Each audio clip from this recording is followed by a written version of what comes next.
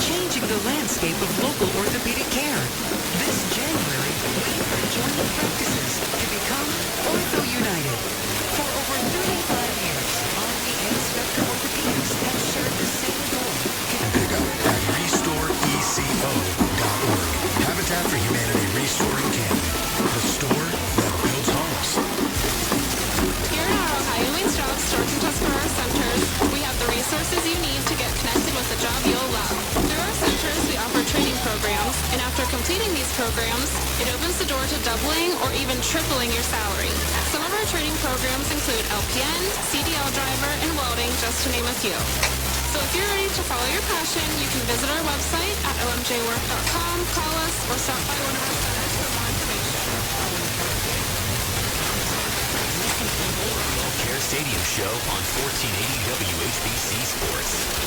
And welcome back to the Outcast. We are about a half hour away from the start of tonight's OHSAA Division II Region 7 Championship game between the Lake Blue Streaks 12-1 and the Massillon Tigers, who are 11-1. Massillon's won 11 in a row after an opening season loss to Cincinnati Moeller, and their coach, Nate Moore, caught up.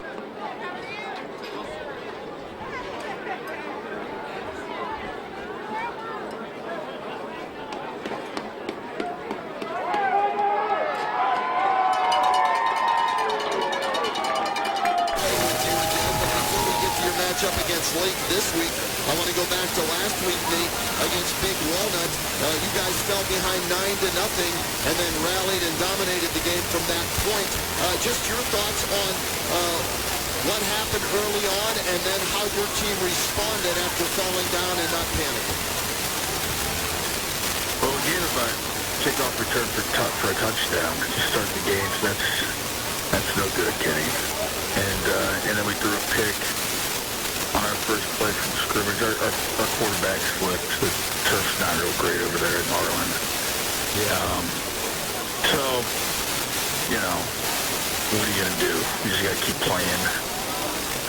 We ended up with a stop close to the goal line, or it would have been 13-0. So that was a huge stop for us, forced a field goal. And then just keep playing. Just keep playing hard.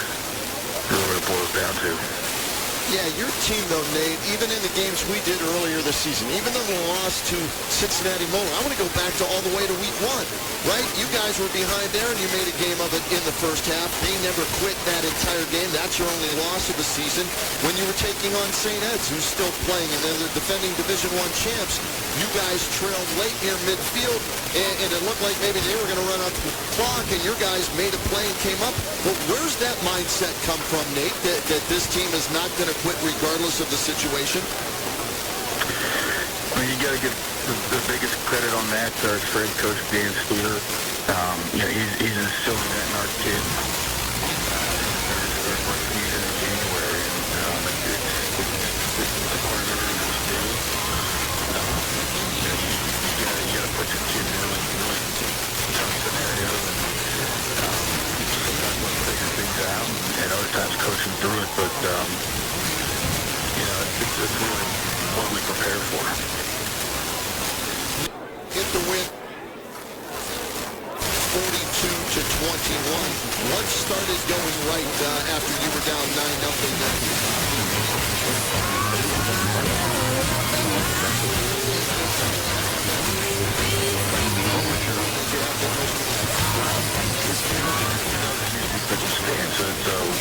That really was the first point. But I think another key point in the game was force a punt at about midfield and digging it down at the 1-yard line. Obviously, that's a morale booster right there, and it really takes the heart out of the opposite. Route come open, but an experienced quarterback, when things are slowing down for you, you know the route's going to be open, and you know it's not going to be open before it is open. Based off of experience, like you know what different coverages look like. You've done the film, so you know how the intricacies of how they play that are different than other people. And so your reads become faster. You're playing faster. You're not being reactive to what's happening out there. You're being proactive. Nate Moore, our guest, the outstanding head coach, winningest coach in Massillon history now with 82 victories after the big win over Big Walnut, 42-21 this past week. So that means you get to move on, Nate, to the regional championship. We'll have the game for everybody right here on WHBC Friday night from Byers Field in Parma, 7 o'clock kickoff. And it's the game we wanted. Two Stark County teams going head-to-head. Massillon against the Lake Blue Streaks. And I ask you this whenever we have you on, Nate, when you look at the film of your next opponent, what jumps off the tape at you about Dan DeGeorge's Lake Blue Streaks? I think they're a very well-coached team. I think they play really, really hard. I think they're physical. And I think that their strength is up front on both sides of the ball. Those are the makings of not just a good team, but a team that wins in the playoffs. So individually, when you see them, and they've had a lot of injuries, so guys have been in and out, is it tougher to scout a team when you're not sure who's going to be where or what, or no, you see who played the last game and had some success, and you study those guys. So who are those guys if that's what you're studying?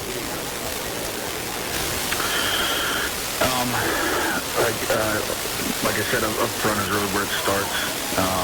I think Lake's offensive line is very good. I like both of their tackles, both really good players. But I love the left guard, number 71. He'll be one of the better offensive linemen that we've seen all year. I'd be surprised if he's not a Big Ten type of recruit. He's big, he's physical, he's athletic. I really like that kid. They're good at quarterback. The Jarvis kid throws a nice ball. Athletic also, and they'll run a little bit with them. And they've got at least two really good receivers. 24 is excellent. So they're pretty good offense. Like all good teams starts up front.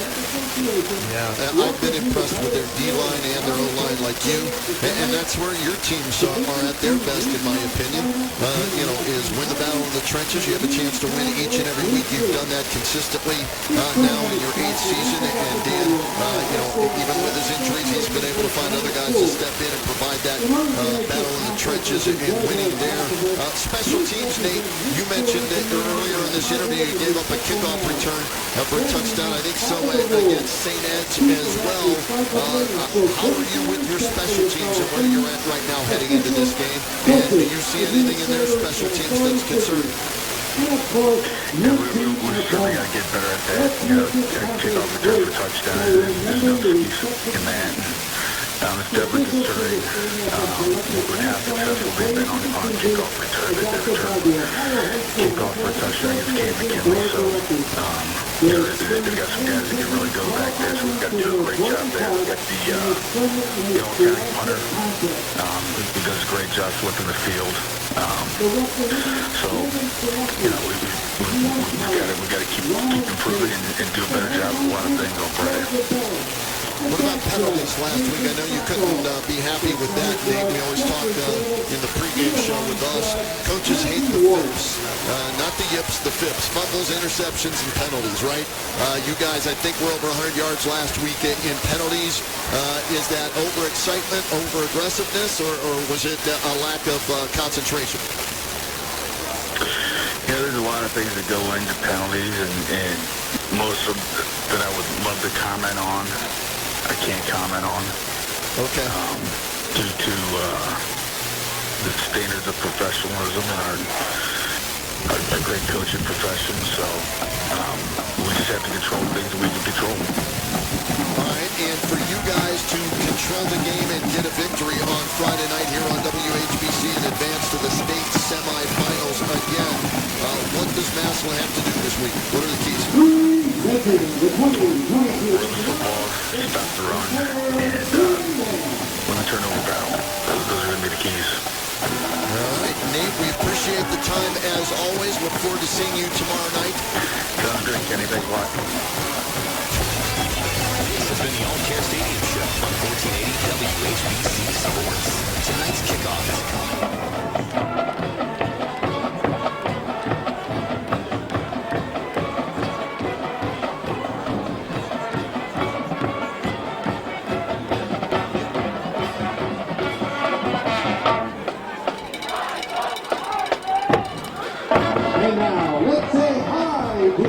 Tigers from Lake High School on the Blue Street.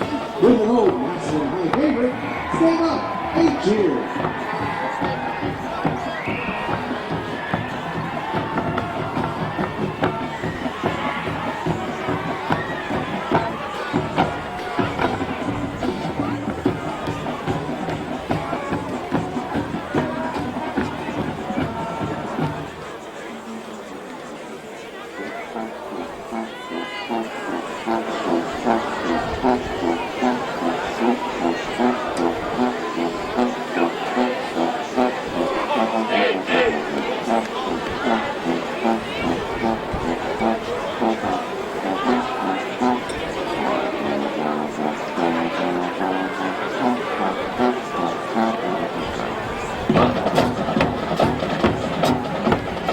We are the Tigers!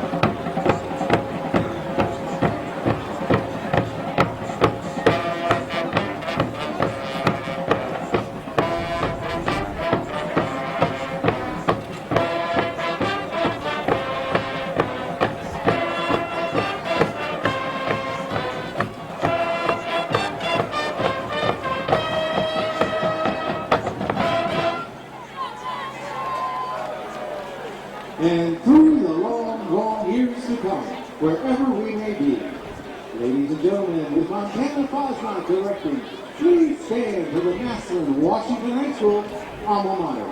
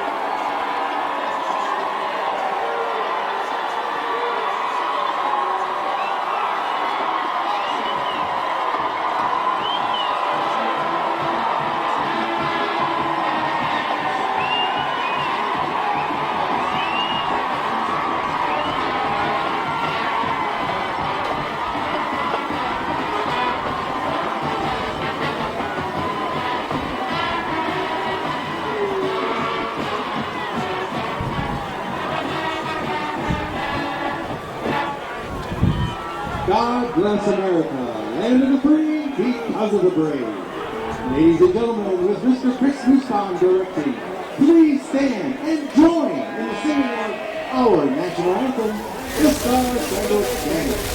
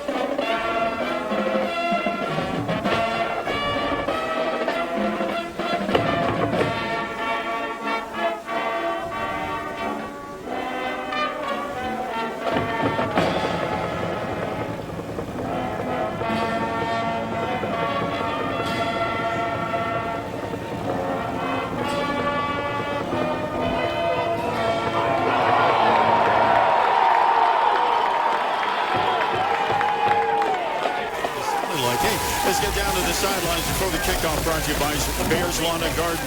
It's a field that looks like it's been cleared tonight, Kenny. It looks like it could use a second brushing, if you will. But what have you seen thus far in our warm-ups prior to kickoff?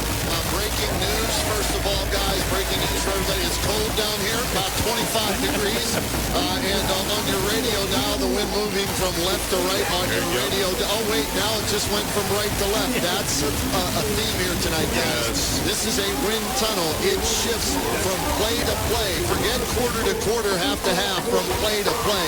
So that's going to be a factor, as well as the field you talked about. It looks like what they did, they had ice and snow on this field earlier. They tried to scrape it off and then chop up whatever was left on there, as the pieces are in little pieces chopped up. So it's still a factor out there, and I don't know if this will be as big of a factor weather-wise as it was Northwestern and Ohio State, but it will be a factor here tonight. We will see some balls on the turf and some drop passes. You can go to Vegas on that one. You better believe it. And you said 25, Kenny, just to throw it to you. It said 15 with the wind chill. Yeah, it feels like it. Yeah, I'll bet it does too. And we should mention Billy Beebe down there tonight. Doing a lot of social media, helping Kenny out, taking photos and posting feeds. And thank you, young guy. I appreciate all the efforts that Billy he has done for us this year. Fantastic. Coin toss, obviously. We're going to toss it over to you. It went to Lake, and they deferred. They deferred, so the Tigers are going to return. Usually back there in the kickoff return, we have Liebler and Wiggins, maybe Jaden Welsh. Let's see who's deep here. We have an end of the field that when the lights hit the ice, the players' numbers virtually blur into the turf. Well, we are ready to go. I'll tell you, it's a cold night, as Kenny mentioned, but we have some faithful followers for the Tigers and for the Lake Blue Streaks here tonight for this Elite Eight. Whoever wins tonight has hopes of moving forward and will move forward to the Final Four on the road to Canton, Ohio in the OHSAA Division II State Championships. It is Wiggins and Liebler deep, and Grega to kick off for Lake. Grega will put a foot into it. Let's see if he chooses to go deep. Massillon very tough on the skill. Windet is back at this moment. So let's see if he takes advantage of it, puts a boot into it, and he's going deep. Right side, fielded at the 10. Out to the 15, 20, 25, 30, acceleration, 40. Across the 45 to the 47-yard line. Great return by Kyler Wiggins. Charlie Christopher, or Dane Jarvis on that tackle. Nice return, gets him out close to midfield. Not quite what happened to Massillon last week on the opening kickoff against Big Walnut, who returned it for a touchdown. But a great return there by the Massillon special teams to start up the ball in their first series in good field position. So here come the Tigers to offense. No surprise here. Jalen Slaughter, your quarterback, in the pistol. To the right hip is Wiltrell Harton, who's rushed for over 100 in every game this year. here. First carry of the game, Will Trill. Bounces outside 50. Nice open field tackle across the 50 out to the 40 and down to the 48-yard line of the Blue Streaks. There was Ty Miller on that tackle, and for one of the first times this year, he's going to get some action on both sides of the ball, starting here on defense. So Tigers looking at a second down, about 7 to go. 3-yard pickup for Hartson, who's closing in on the single season record for the Tigers held by Travis McGuire. It has been McGuire's record since 1991. Slaughter to Hartson again. Little stutter step, decides to go straight up the gut. The Blue Streaks stuffing for about a 1-yard gain. Nice crowd across the way for Lake. Looking below us here, Tigers always show up in their hunting gear. Evan Brady on that tackle, along with a lot of other guys helping out, and that's what you see from this Lake defense. They team tackle. They did last week in the game we saw against Westerville South, and they will have to do that again tonight. 3rd and 5, Ardell Banks to the boundary up top. He's single coverage. The hard count, they get Lake the kick. And get him the first down. That was a designed hard count. Probably had a play called in case it didn't work, but they went up under center, and specifically Slaughter tried to draw them off sides on 3rd and 4, and they got the 5-yard first down. So Tigers move the chains via the penalty route. That puts it down to the 41 of Lake. Clock at 10:43. We're in the first quarter. Pro Football Hall of Fame game of the week. Kenny, Denny, Mark, yours truly, Dan Belford. Great to have you along. We appreciate you locking us in. 1480 WHBC, Mix 94.1 on the FM, WHBC.com, and Mix941.com. Here comes a shift. The tights off the left side. We'll shift to the right side. Banks against single coverage. Hartson again to carry off the right tackle, and he is nailed right at the line of scrimmage. How important, Mark, and we've seen this over the year, that when he gets that burst of 1, 2, 3 yards and he takes the first hit, his positive yardage after contact has been as good as anyone we've seen this year. Yeah, he's really good at that, and he's really good at bouncing around the corner, but Lake defense has stopped him from getting that big play so far. Jarvis and Christopher team up for that tackle. Now Slaughter back in the pistol is going to hand it to Slaughter off the edge. Tough yards, tough going. Manages to pound his way for about 3. And that'll bring up 3rd down. And about 5. We'll call it 5 yards to go. Maybe somewhere between 5.5 to 6. Will Butler on that tackle. You hear his name a lot on offense. He's one of the two-way players. Lake has 4 of those two-way starters. Pringle in the game, and he'll get the handoff. Dorian to the right side, breaks 1 tackle, 2 trying to get close to the sticks. The official far side seems like he's marking him about 2 yards short. Well, it was all Pringle to get that close to that first down marker. He was hit right at the line of scrimmage, but kept the feet going, and here we come up with a 4th and short. And the Tigers with the split backfield again. Hartson to the left hit, Pringle to the right hit. Slaughter in the pistol, hands off, Hartson, right side. Hit once, spins out of the hit, got the first down and more. Another tackle for Evan Brady. Some of these Lake linebackers are tackling machines. Christopher, Brady, Dane. The defensive line does a great job of deflecting blockers so those linebackers can make tackles. 1st and 10, ball now to 28 of the Blue Streaks. No score in the game. Hartson, little stutter step again. Hit once, tries to drag a man, but help comes and throws him down for a 2-yard loss. Yeah, that was Dane Jarvis coming off the edge. Got around back and got a hold of his legs. First lost play tonight. How about this, guys? We just did our awards banquet last night. 13 all-county players on the field here tonight between these two teams. Well, I think we got the right two teams playing here tonight, huh? How about that, huh? Slaughter in the snap. He's going to flare this one out. Pringle on the right side. Acceleration inside the 25. Knocked out of bounds at the 19-yard line right in the start of the red zone. It's a quick screen out to the left side into the sideline, and Ardell Banks was the other receiver, and he's called on to block the most dangerous, and he did. He blocked him right out of bounds and allowed the receiver to run up the sideline. Split backfield again. Banks to the boundary right side, single coverage. He sets it about the 22. Hand off Pringle, straight up the gut. Hit once, hit twice. 3rd time they bring him down after enough to to move the sticks and pick up the first down. Well, Pringle's a hard runner inside. A really nice compliment to Hudson in there. And you've seen where he gets yardage after the hit. Both times he's carried. Kyler Wiggins back in. Dorian Pringle checks out. This time, Tigers will flip twins to the left. To the inside is Banks. To the sideline will be Wiggins. And Slaughter waiting on the snap. Play action fake. Flips it out to Wiggins. Tries it out to man. Yes, he does. Hit once. Tiger fans wanted a face mask. Flag is on the field. We'll see what happens. Could be a horse collar or a face mask. Same play they ran a minute ago. They called the face mask.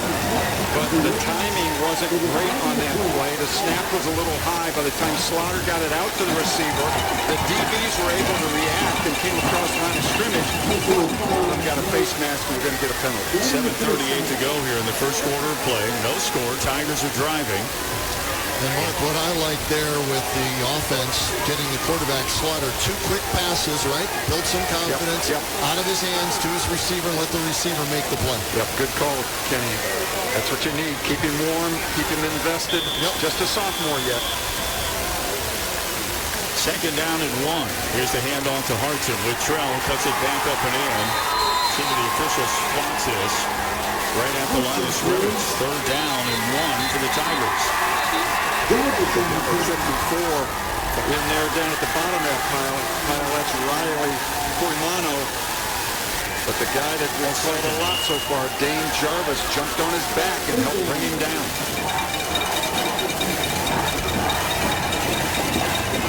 Tigers break the huddle. Third and short now. Guys, there's a discussion on the field of what down it is right now because of the penalty. I believe it should be second down.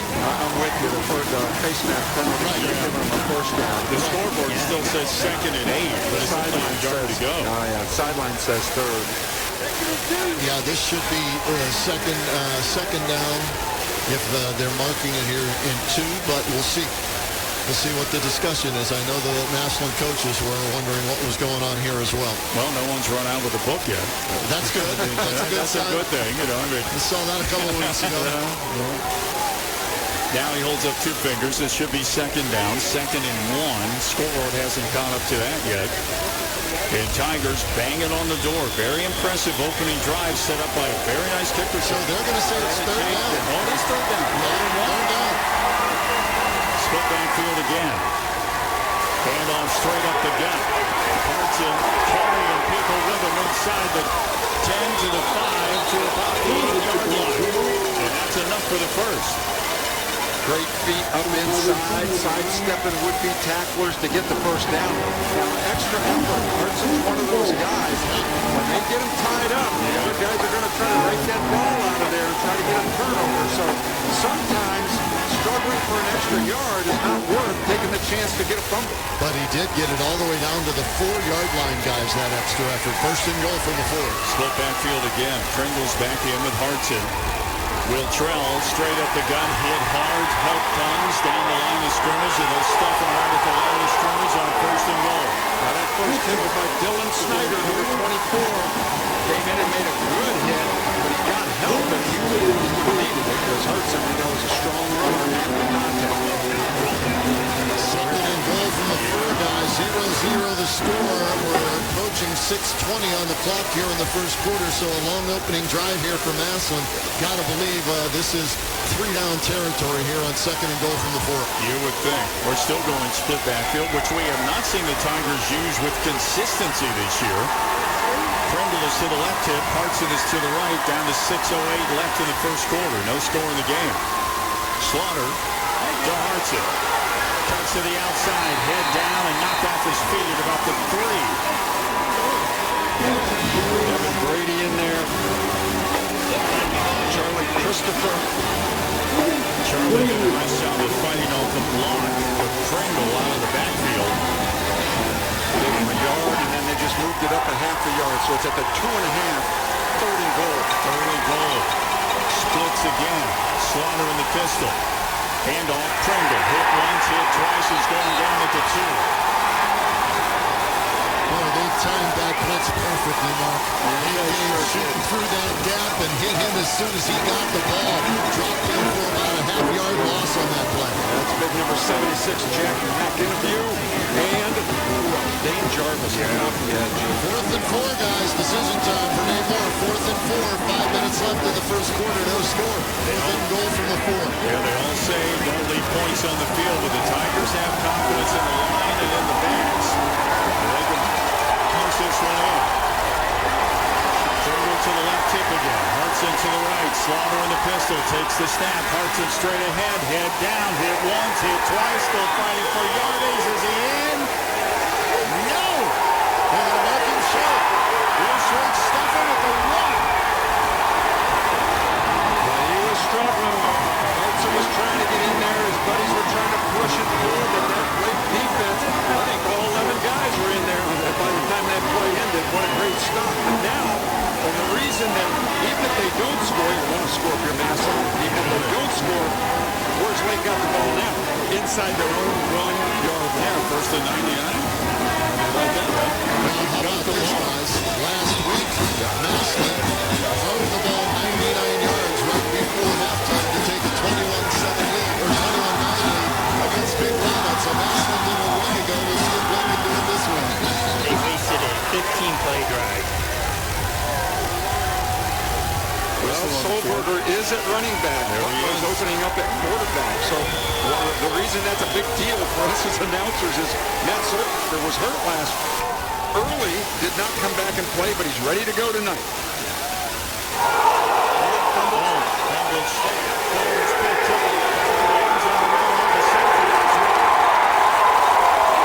Solberger got on the ball as it squirted left and back into the end zone, and they covered him up. So fumble turns into points for Massillon. That appeared it was going to be a quarterback sneak by Butler just to push it out to try to get some breathing room because Solberger in the eye was set 5 yards deep in the end zone. And we see it all the time, don't we, guys? Teams that go shotgun 100% of the time, they try to go under center for either a safe snap or a sneak. Yeah. It's different, man. If you that center quarterback exchange, if you don't work on it all the time, it's hard. Especially in this kind of weather. You better believe it. So He never got the snap cleanly. He was trying to move, got the snap, the ball squirted through. And think about it, that's the first snap of the game for them, right, guys? Yep. And so the ball's a little bit harder, a little bit colder, and you're out there, and oh yeah, you're on your own goal line, basically. So a costly fumble. We said, they had to play a near perfect game. Well, they come up with a big stop defensively, but turn it over there, and luckily for them, it's only 2, though. So if you're looking for glass half full, or in this case, glass half frozen, it's 2 points and not 7 points. So the Blue Streaks now, off the 2-point conversion, obviously for Massillon, will be teeing it up from their own 20-yard line. And they're going to opt to kick off, it looks like. Yep. Kickoff brought to you by Bears Lawn and Garden, serving Stark County since 1948. Byers Field in Parma. Cold night, 25 actual temp. Wind chill about 15. Ice. And Massillon with a chilly 2-0 lead in this Elite 8 matchup.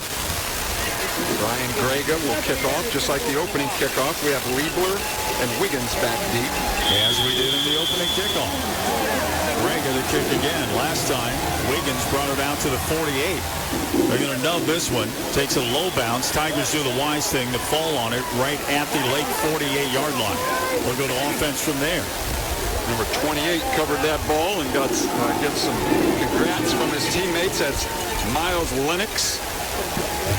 Lake not wanting to risk another big kickoff return like the opening one of the game. They'll let Massillon set up shop just inside their 50.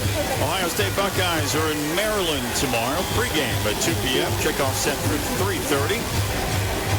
On the one, the only, 1480 WHBC. Thanks for locking us in tonight on HBC, Mix 94.1, WHBC.com, Mix941.com. Lake in Massillon. Tigers up 2-0, 4:29 to go in the first. And back to Hartson as the lone set back in the backfield. Nice stutter step at the line of scrimmage. Head down, gets to the next level, stood up after about a 3-yard gain. Evan Brady, Charlie Christopher in there, and Evan, he tackled him by holding the ball, but credit Hartson, he had 2 hands wrapped around that thing, no fumble. Well, Terrell Hartson doesn't put it on the turf too often. And that's why you're rushing for 100-plus a game. You're closing in on the career record. You're closing in on the single-season record.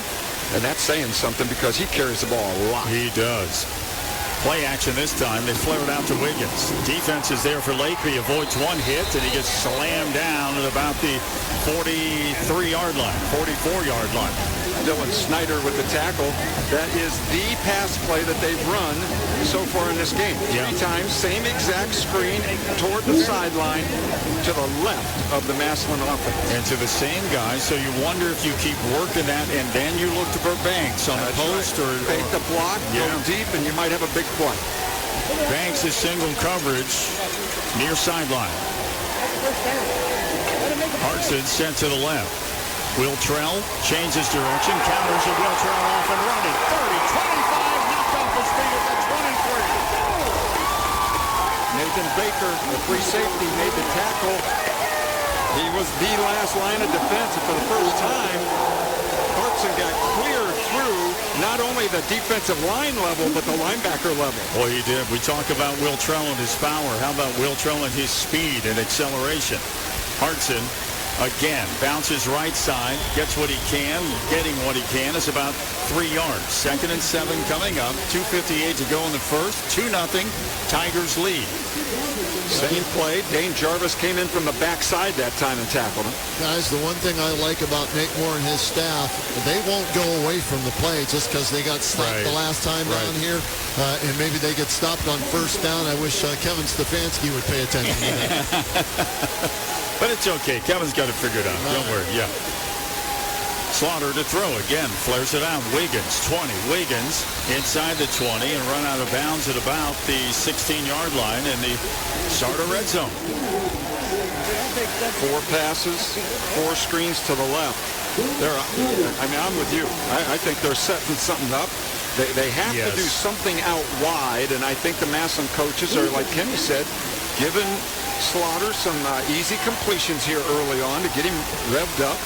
Not a great night to throw the football. There's Ardell Banks up top, single coverage. Nate Baker will man him up. Slaughter, Hartson, edge. Hartson, 15, got him from behind, threw him down after about a 1-yard gain. Wow, Dylan Snyder, number 24, showing some lateral speed there. Isn't he, though? Because we know Hartson can run with it, and he caught him, didn't let him get around the edge, and threw him down. 4th and 1, Dorian Pringle is back in. Boy, he's a load, too, at 220.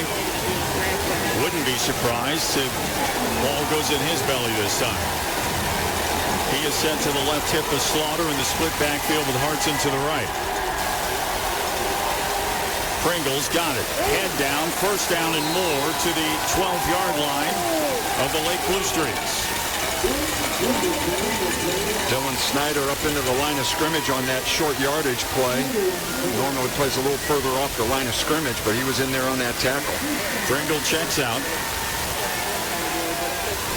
And Hartson, the lone setback again. We'll go twins again to the left with Banks to the inside. To the outside will be Wiggins. 2-0 football game. Wow. In the final minute of the first quarter. Massillon leading 2-0, but in the red zone looking for more. Here we go, too. First quarter's almost gone, and Lake's had it 1 play. Bad snap. Hartson got it, though. Powers his way inside the 10. Spins down to the 5-yard line. Now, for the second time, we've seen pop into the secondary. Yeah. That tackle was by Ty Miller. So that brings up a 2nd down. We'll call it 3. Looks closer to 4, but they're going to say 3 yards. Tigers moving again. As Denny said, a 15-yard or 15-play drive. They came up short, but they got the 2. Now they like to get it in the end zone. Slaughter, snap, Hartson, handoff, Will Trell, hit at the 5, falls forward inside the 5 to the 4. Dane Jarvis, first hit down around the legs. Other guys helping out. Here comes the big man, Pringle, back onto the field. Going into the wind here on this drive, too, guys. Yeah. As we said, it changes from play to play. And we've got some snow falling from the skies here in Parma at Byers Field. So a little bit of everything here in this first quarter. Just adds to the atmosphere. Oh, yeah, wonderful atmosphere. Yeah, Merry Christmas, guys. I mean, what the heck? Slaughter taking his time this time. Back away, look to the sideline. And that's the end of the first quarter. 1 quarter in the books. Tigers 2, Lake nothing. Back after this timeout. This is Brian Bailey of Oak Carroll. Brian Novak, our producer, back at Studio C, Market Avenue South. Stats from the first quarter. Mark Miller. Rushing yards, Massillon, 20 carries, 66 yards. Lake, 1 carry, -1 yard. Passing, 4 for 4 for 17 for Massillon. Lake has not thrown it. Total yards, 83 for Massillon, -1 for Lake. And what'd you say the plays are, Denny? 23-1? Yep, 23-1. 23-1. 3rd and 1 for the Tigers. At about the 2-yard line of the Lake Blue Streaks. Split backfield again with Hartson and Pringle. Pringle to the left, Hartson to the right. Slaughter looking to take the snap. Hands off Wiltrell. Wiltrell, Hartson hit hard once, twice. He's in. Touchdown Tigers.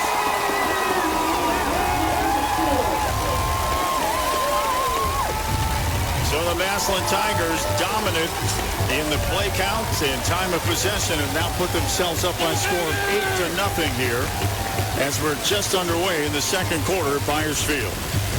And Danny will have a scoring drive for us in just a second.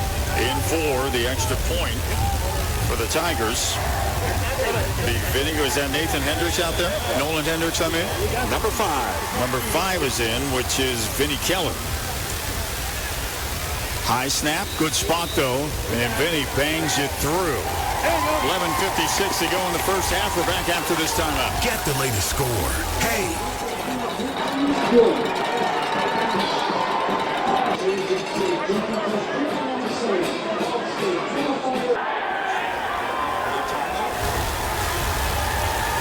Got a trio of them from hash mark to hash mark to the middle. On the far side is a different receiver. See what Hendricks sends this one. High in the air, right down the pike, and stepping up Landon Gardner. Gardner accelerates and is hit hard. At the 25, stumbles out to the 27. Let's go down the sidelines. Kenny Rhoda.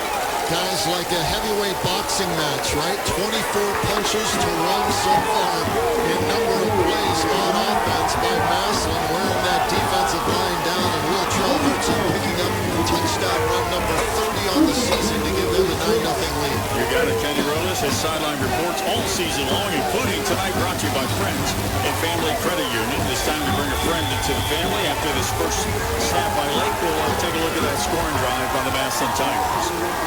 Solberger sent to the right hip. High snap. Butler brings it down. As Jarvis handed it to him, and they're going to lose substantial yardage on that. Scoring by Mark Miller. For Massillon, 10 plays, 49 yards, 4 minutes and 33 seconds. A 4-yard run by Wiltrell Hartson. That kick by Keller was good, and it's 9-0 Massillon. So that particular play, that was Butler set at the running back, and he's the one that caught the snap. He saved it. So 2 snaps thus far in the game for Lake. A fumble snap at the 1 where the Tigers were able to recover in the end zone. And first play from scrimmage here. A high snap. And another high snap. And Butler right back at the 12-yard line. 3 plays, 3 negative yards. Wow, 3 plays for us. The fumble snap and 2 snaps.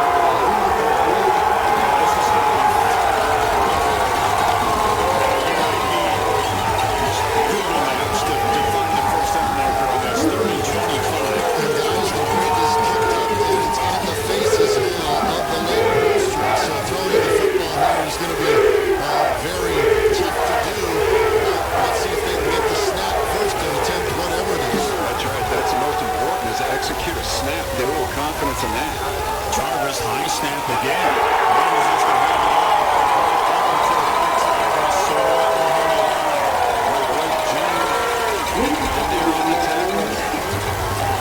Lake has not had a positive play yet on offense. Lost more yardage on the play.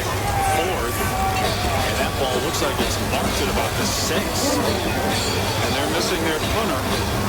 So this is number 2, Nathan Baker in there, because Kelton Dutton, the all-county punter, is injured, as Dan mentioned. Right. Liebler from Massillon set at the 40 of Lake to receive. Short kick is going to back away. Now comes right to him. He backs away again. It settles at the 42, but again, excellent field position for the Massillon Tigers here as they are up by a score of 9-0. Pro Football Hall of Fame game of the week. Hey, quickly, congratulations to all the award winners. The 78th annual Stark County Football Awards banquet last night at the Doubletree Hilton, downtown Canton. Player of the Year, Jack Talkington of Central. Coach of the Year, Dan DeGeorge of Lake. Jim Johnson Award winner, Ben Holzapfel of Jackson. Jim Muzzy Award winner, Aaron Waltman of Jackson. All the photos of the honorees at WHBC.com. Great steak dinner, by the way. Mark Denny took yours home. It's nice that steak dinner. Okay. You're welcome, Denny. Hey, it was good. Thank you. Slaughter with Hartson to the right hip. Delayed handoff, trying to bounce it out time. Wiltrell Hartson, and boy, the Blue Streaks are all over. They toss him back for about a 3-yard loss. Yeah, what a great play by Riley Puimano. He had the blocker at bay, reached out, grabbed Hartson, and stopped him. Didn't bring him down, had to have help. But fighting off a block and grabbing onto Hartson, that was a great play. Huge drive here for this late defense. 9-0, not so bad, right? That's a score and a field goal. But if you go down 16-0 against this Massillon team, that's a tough mountain to climb. So big defensive stand here, hopefully, if you're a Lake fan. Hartson to the right side, to the edge, hits north and south, stumbles once at the 42, swings inside the 40, down to the 37-yard line of Lake. Whistles blow. Yeah. I assume that there's a penalty flag because one of the Massillon offensive linemen went down the field way away from the play and hit Will Butler, knocked him out of bounds. I'm assuming that that's a late hit. Well, last week, 134 yards in penalties by Massillon, and they were able to overcome that last week along with that 9-0 deficit early. And I talked to Nate about that, and he actually didn't want to comment too much on it. I'm guessing he thought some of the calls last week weren't good ones, so he didn't say anything about it, but that one was clear. And that's a personal foul penalty. Wasn't necessary. Play was already over, just not a smart play. Not at all. It looked a little bit like, what was that movie? Blindside. Yes. Where he blocked the guy up into the stands. Now, in a movie, that looks good. But you're right. It's a penalty here. It's a fine line. You talk about kids, extra effort, never give up. And then you got to know when to turn it off, and he just didn't. And this is going to be a couple of penalties because we are back to the Massillon 29-yard line. Is where they're going to go on the offense. I thought I saw it unsportsmanlike, and I thought I saw a holding. So maybe there was a penalty on the bench as well for arguing the call. That's a guess on my part. I don't know. Well, the play on the bench where he blocked it was a dead ball foul. So if it was holding, they marked it down. Okay. Then they did the dead ball foul. I'm just guessing. Slaughter to throw. He's going post. He's out there laying out, not being able to come up with it, I believe, was Wiggins. Yeah, that was Wiggins. Now, the scoreboard gave up at 3rd and 20. This is like second and, what do we have for 40? 10, 20, 30. Yeah, it's 39. 39 yards. 3rd and 39. 3rd and 39. They just gave up at 28 on the scoreboard. 3rd and 28. Wiggins was wide open on that play. Overthrown ball. Had him big. Let's see what happens. They have triangle trips this time up to the left. Low snap. Slaughter picks it up. He's going to run for his life, and he's going to go down right at the 25. Evan Brady in the backfield making that tackle because Slaughter can't run that right side. Now, is he going to run for a first down? Probably not. But it's certainly going to help his arm out as it is. They got a long way to kick it. Decent field position coming over. So the Lake defense answers the bell. Back to receive is Josh Sedmock. Is that Snyder over on the other side? Dylan Snyder possibly far side of the field. 24 and 27. You got it. That's who it is. Nolan Hendricks to punt this ball. So Nolan will field this. There's the snap. A good one back at his own 10. Puts a boot into it. A low kick. Bounces at the Lake 40. Inside the 40. Takes that icy turf roll all the way down to the 29-yard line. Good punt. Good snap. 7:51 to go in the first half, it is 9-0 Tigers. Well, it came by penalty, but Lake's defense got to stop, right? Yes. I mean, they had been tough, giving up long drives, but this is the first time they made the punter come in. Now let's see if they can settle things down on this center to quarterback exchange. Got to get confidence in that so they can get the timing of those plays going. Get off the ball. Even that last one that was not a bad snap. I was looking at Butler, the running back, and he waited to see if he had to go recover it. Dale Jarvis in the pistol with Butler to the right hip, as Mark mentioned. Play action to him. They'll flare it out to the right side. We got some room to run, and the Blue Streaks are going to move the change. First down. That's Nate Baker on the reception. And a good job by Ty Miller blocking. And got the Lake fans, which are showing up in big numbers across the way. That got them into the game. Far side officials getting ready to wave, hey, move the chains. Then the near side official ran out and moved it back a yard. So 2nd and 1 coming up for the Blue Streaks. Conference by the officials on the field.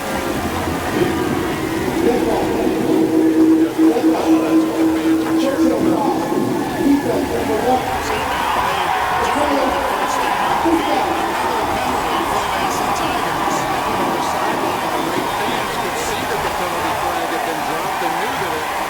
Personal foul coming up. Well, speaking about filling up the stands as we talked about earlier, look at that lake side of the field now. Again, guys, 134 yards in penalties last week and at least 45 here in this first half. Blue Streaks are ready to go here. Play clock is at 40. We're waiting for the game clock to start. They do. Game clock moving, 7:38. Jarvis back in the pistol.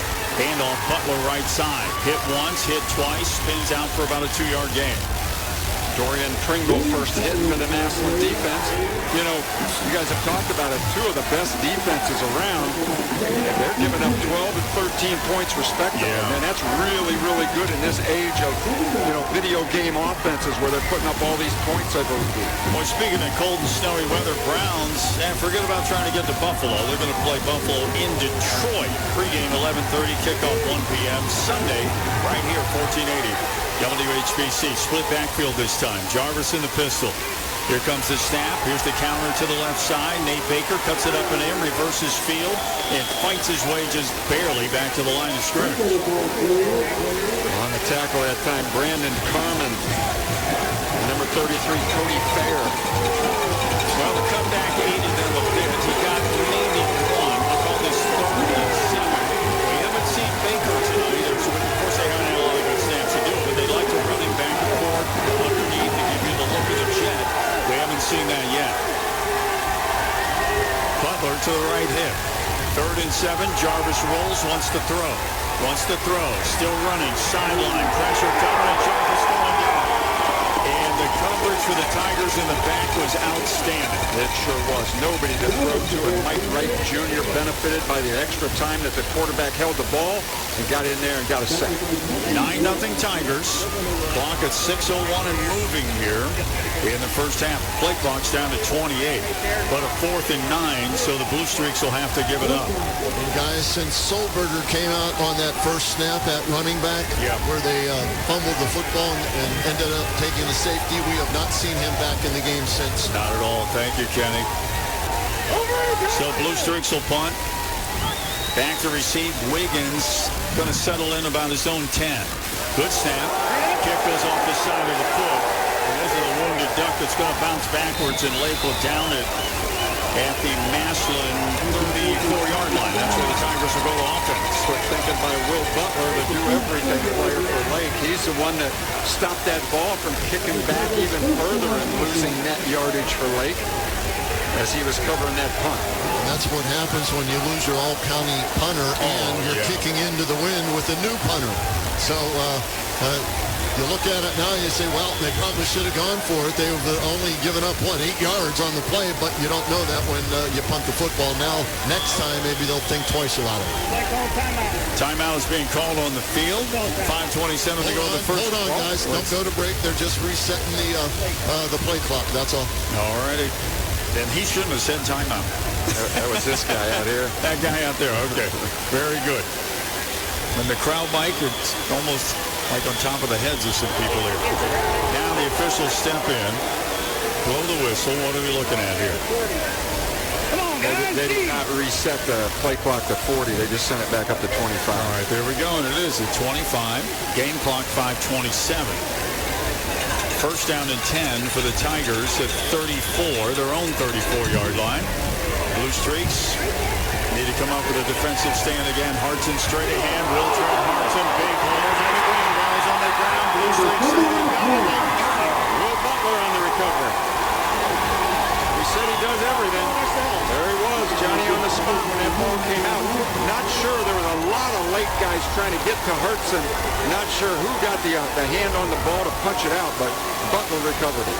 Hartson got low when he got to that first level, and that's when the ball came out, is when he crouched and got low. He was just trying to dive to the sticks, and he would have had the first down had the ball not come out. So Blue Streaks see if they can capitalize on this turnover, down 9-0. Pro Football Hall of Fame Game of the Week. Kenny Roto on the sideline. Mark Miller, best in the business, my partner and analyst. The man, the legend of the analytics and the numbers, Mr. Denny Kincaid. And I'm Dan Belford. Pleasure working for you tonight here from Byers Field for this Elite 8 matchup. Late in Massillon, Blue Street, handoff, Butler reverses, cuts back inside the hash marks, and is nailed right at the line of scrimmage. That's Baker. He was the running back. Butler was at quarterback, so they took Jarvis out on that particular. All righty. 5:03, clock on the move. Butler in at quarterback again on this play, guys. He's back in again. Gave him the yard on that last carry. So he got 1, 2nd and 9. And Nate Baker will set to the left too. See if Butler calls his own number. Takes a snap. He does. Off the right edge, head down, carrying a man with him as he lunges down to the 41-yard line. Nice positive pickup for Butler in the Blue Streaks. Brandon Carmen in on the tackle for Massillon, at least the first hit. So a little breathing room, distance a little more manageable. A 3rd and 6 for Lake. Now 9-0. Well, Kenny predicted we may see a 4th down call again. See if they go for it or punt it. First things first, 3rd and 5. Dylan Snyder with single coverage to the boundaries up top. Butler. Hands off. Running hard, Baker gets maybe a yard, and I mean, he got smacked sideways by Dorian Pringle. Yeah, and around the legs was Brandon Carmen again, number 12, in there playing a lot of nice defense tonight for the Tigers. So a 4th and 3 for the Blue Streaks. Down 9-0. Clock at 3:40 to go here in the first half. Well, here's that 4th and 4 thing that we saw a little while ago when they punted. Looks like they're going to go for it on this one. Or at least, if not anything else, try and draw them off sides. That's right. Maybe get a hard count here. Timeout to think about it. Timeout on the field. 9-0 Tigers. 4th and 3 for Lake. We're back after this timeout. MCTV is close to you. Our customer. 9-0 Tigers, but out trot the Blue Streaks with a 4th and 3 in Tiger territory at the 40 or the 39-yard line. Jarvis running back. Jarvis, of course, is the thrower of the two. So expect a pass on this one. Ty Miller is single coverage out to the left. Near the Massillon sideline. Twins are up top. Dylan Snyder to the outside. Officials have everyone set. And they blow the whistle. Here we go. Clock moving. Jarvis back in the pistol. Hard count. No one jumps. He wants to throw. Has a man out in the flat. Pulling it in and run out of bounds inside the 30 at the 29-yard line. Number 7. David Bullich. Got him on the flat. Ran the outside receiver down the field. Took the inside receiver down 5 yards to the sideline. Good throw by Jarvis. Good catch by Baluch. Boy, good throw on a cold night and a windy night. As Kenny has said, the wind is just constantly changing direction. And good protection. Yes. And a nice pocket to step up into and throw the football. Now Jarvis still at quarterback. Yeah, and Twins to the left. Baker sent to the inside. Watch him. They're going to flare it out to Baker. Baker inside the hash marks. Head down. Good run after the inside the 20 to the 19. That'll be enough for a first down for Lake. That really was a nice play all around. Baker just ran down, stopped, turned around, and showed his numbers to the back. The ball was on target, but Baker getting up slow, now jogging to the sideline. Boy, he took a hit. Yeah, they can't he took a afford to shot lose to the him. head, guys. Is that what happened? Yep, he got up very woozy, took a shot to the head. Just a good football play. No, nothing intentional on that one. Just a solid tackle, but the shoulder pad came up around the helmet, and he goes to the sideline. We'll keep an eye on that. Yeah, well, he's a receiver, running back, a cornerback, and their current punter. Yep. Sticks are set at the 18 for 1st and 10. Start a red zone. And on Butler. Butler bounces outside. Someone got him low around the ankles, or he had some room to scoot. He sure did. That was Dorian Pringle. Down low around that. As Dan said, his ankle couldn't let him go. So if they're generous, that's about a 1-yard gain. 2nd and 9 now for the Blue Streaks. Looking at that 9-0 deficit. Clock on the move at 2:39 left in the first half. Got to believe what is this, 2nd down, 3 down territory down here, two guys. Sure. Yep. Butler set to the right hip of Jarvis. Yeah. We'll have a flag. Tigers. Official points to the Tigers. They're going to move it inside the 10, down to about the 13.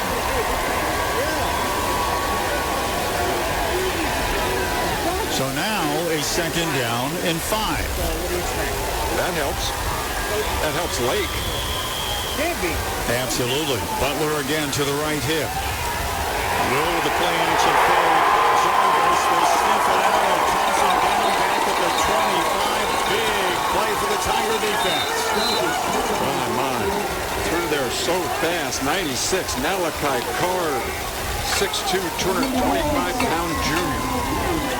And a timeout on the field. 2:10 to go in the first half. 9-0 Tigers back after this timeout. Getting the kick. Dan. And pretty generous spot for Lake on that. They got Jarvis for a substantial loss, but we thought about the 25. They're going to get spotted about the 22. Going to say, I guess the initial contact was made there, and then the defender threw him backwards. Yeah, could be. And also, Nate Moore sprinting, and I mean sprinting out on the field, guys, to get a timeout there because he realizes this is probably 2-down territory for them. They want to get the ball back possibly. 3rd down and 14. Ball at the 24-yard line of the Tigers. Jarvis play action. Steps up.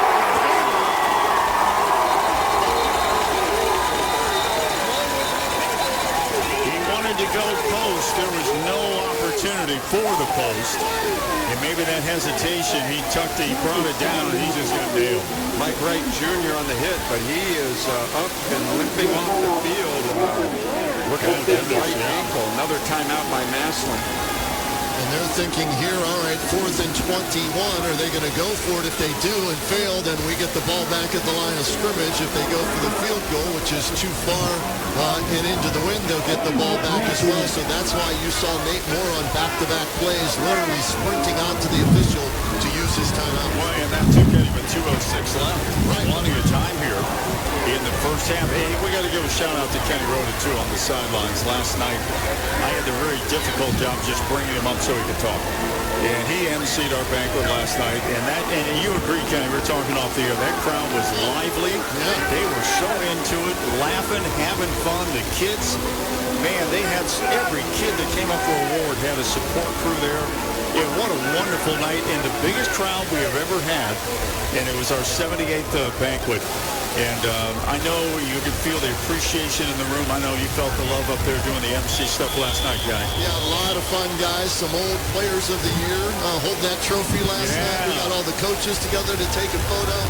Some great awards handed out. The steak was fantastic. The only thing is I give Trucker Lindesmith a couple of peanut butter and jelly sandwiches, and he's ripping my wardrobe on the air today with JT. No love, Trucker. Come on now. My goodness, and one had no crust. Right. You gave him an option. Covered both ways. All right, here we go.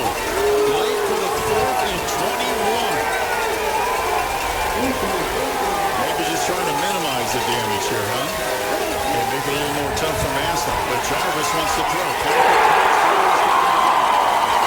They have to step up on the right side. He wanted to go to Dylan Snyder to the pylon left, but what a coverage was just outstanding by Adonis Vaughn.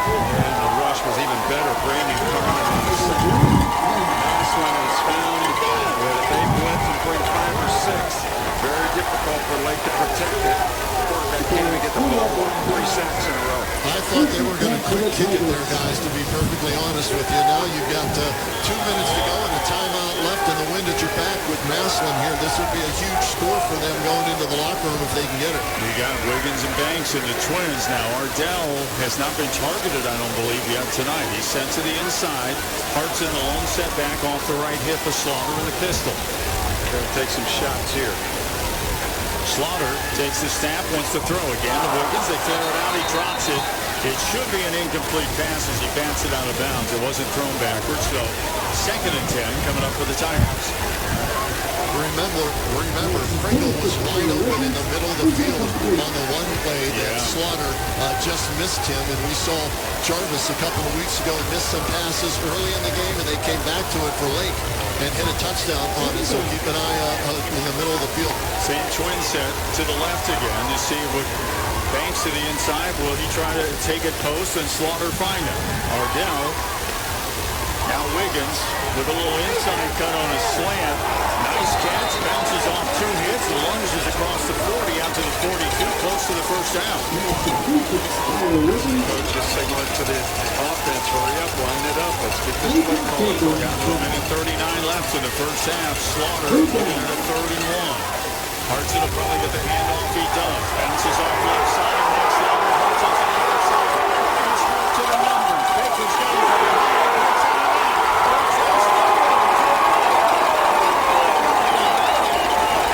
It's good to see Baker being injured, but great run by Will Hart's all the way down the sideline. The one place you can't try to bring it off his feet is up high. That's what Nate had to try to do. Slaughter to throw. Nope, he hands it to Wiltrell again. Tries to bounce hash mark left. He does, but nice job down the line of scrimmage by the Blue Streaks. Down to 1:10 on the clock. 2nd and 7 coming up. With Butler and company out there. 5 or 6 different Blue Streaks helping out on that tackle. 9-0 Tigers. In the game also and wide out is Braylon Tolles. He'll set up in the Twins to the left. Now Hart's into the right hip. Slaughter, low snap, wants to throw. Jalen to the outside. Jalen to the sidelines. Got a man, went down to dig it out and couldn't bring it up.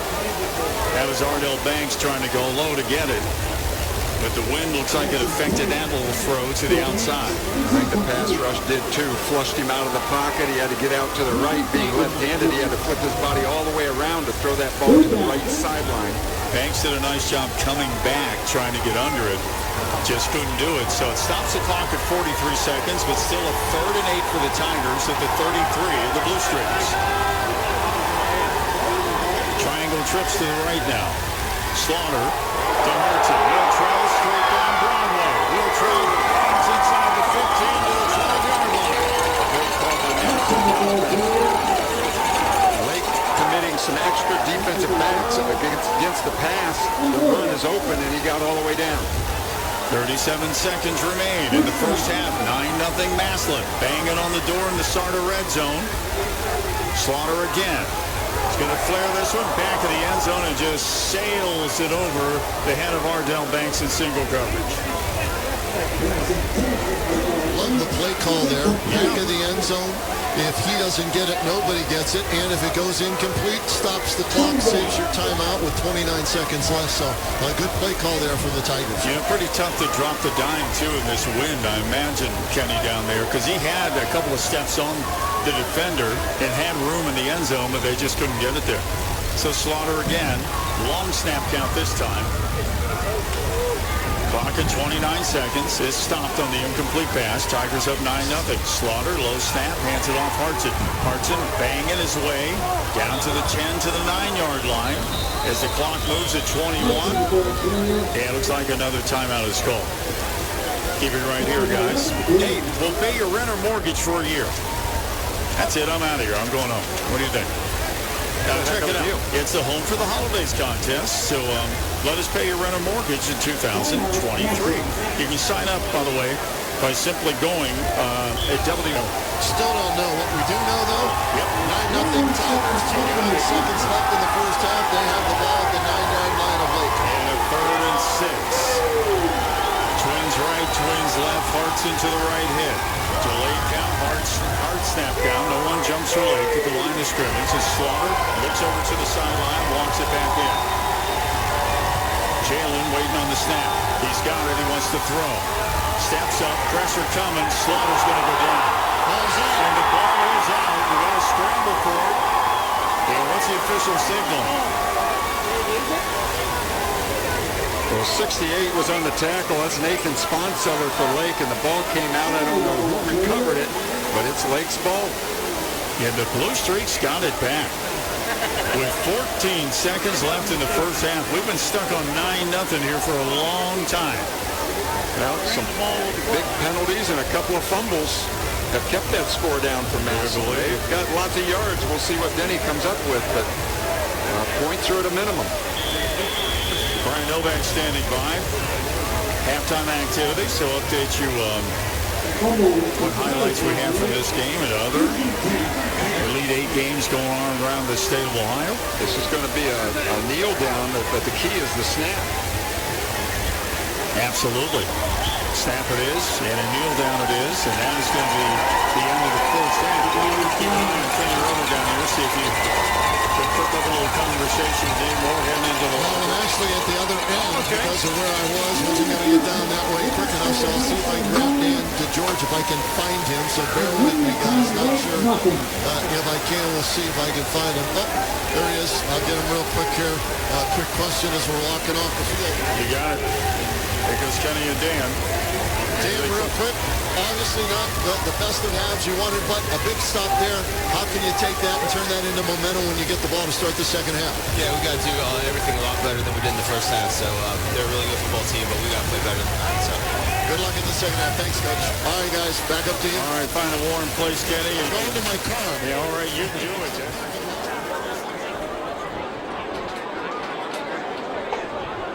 Coming up here from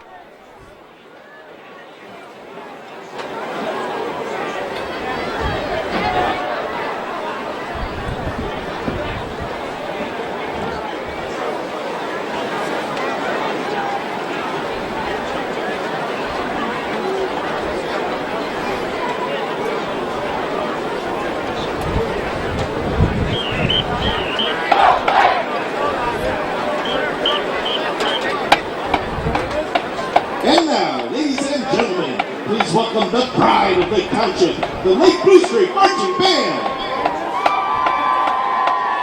Our first tune is by the popular 70s rock band Styx. They were selected by the band's senior class as they relive it from their freshman year.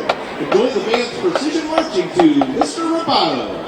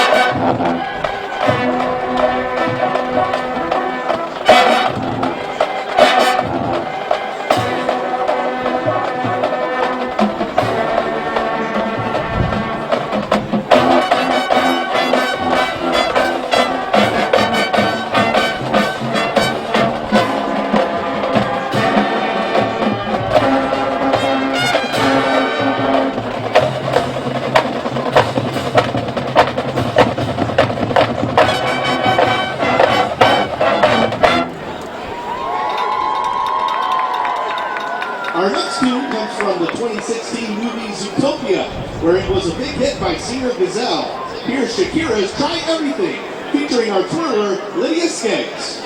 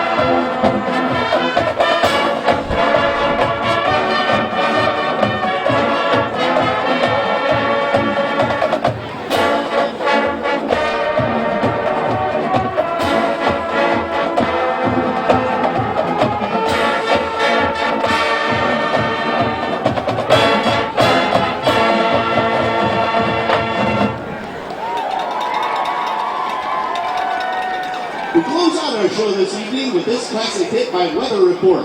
Enjoy Birdland, featuring trumpet soloist Nick Schaefer.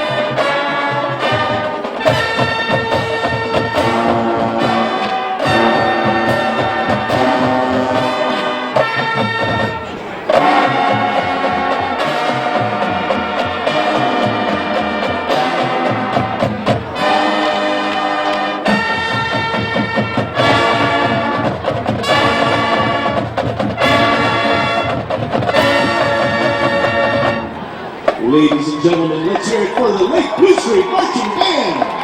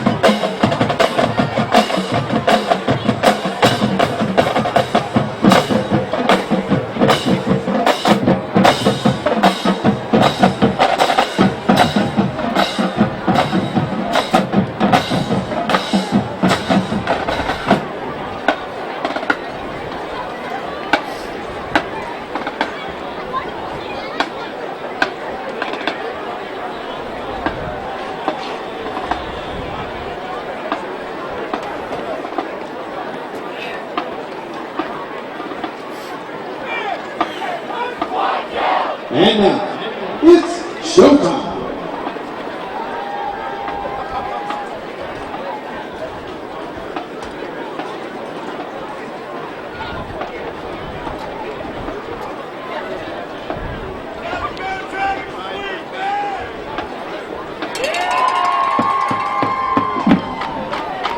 Under the direction of Jason Neal, assisted by Ben Smith-Aisley, Chris Leesbach, Montana Fosma, Katie Calafina, and Carter Martin.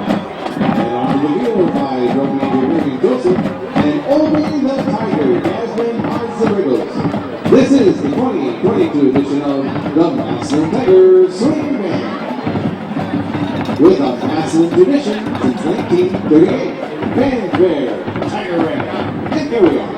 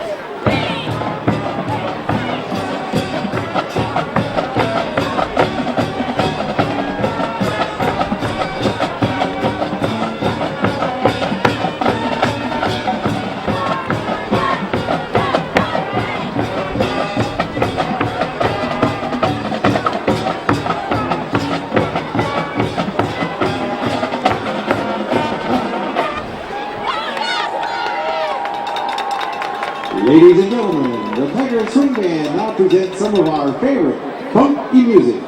We start with a song by Parliament from their 1975 album, Mothership Connection. Here is Tear the Roof Off the Sucker, Give Up the Funk.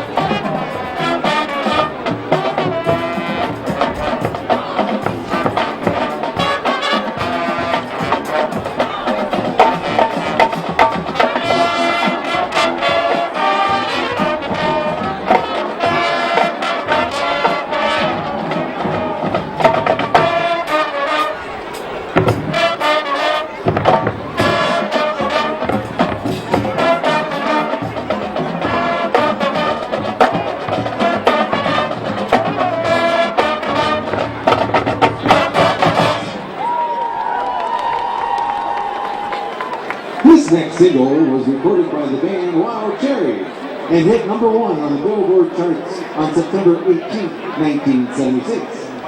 Listen now to our band as we play that funky music.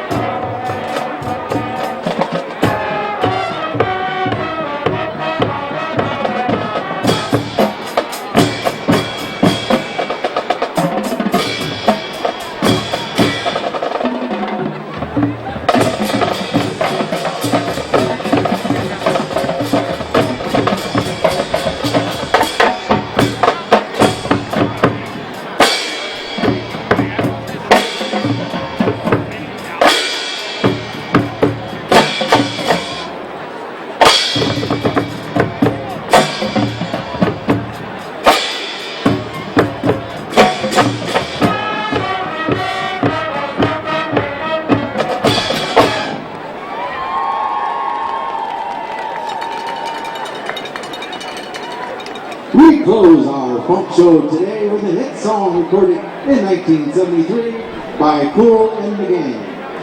The lion may be considered the king of the jungle, but in Massillon, it's the tigers who rule the jungle boogie.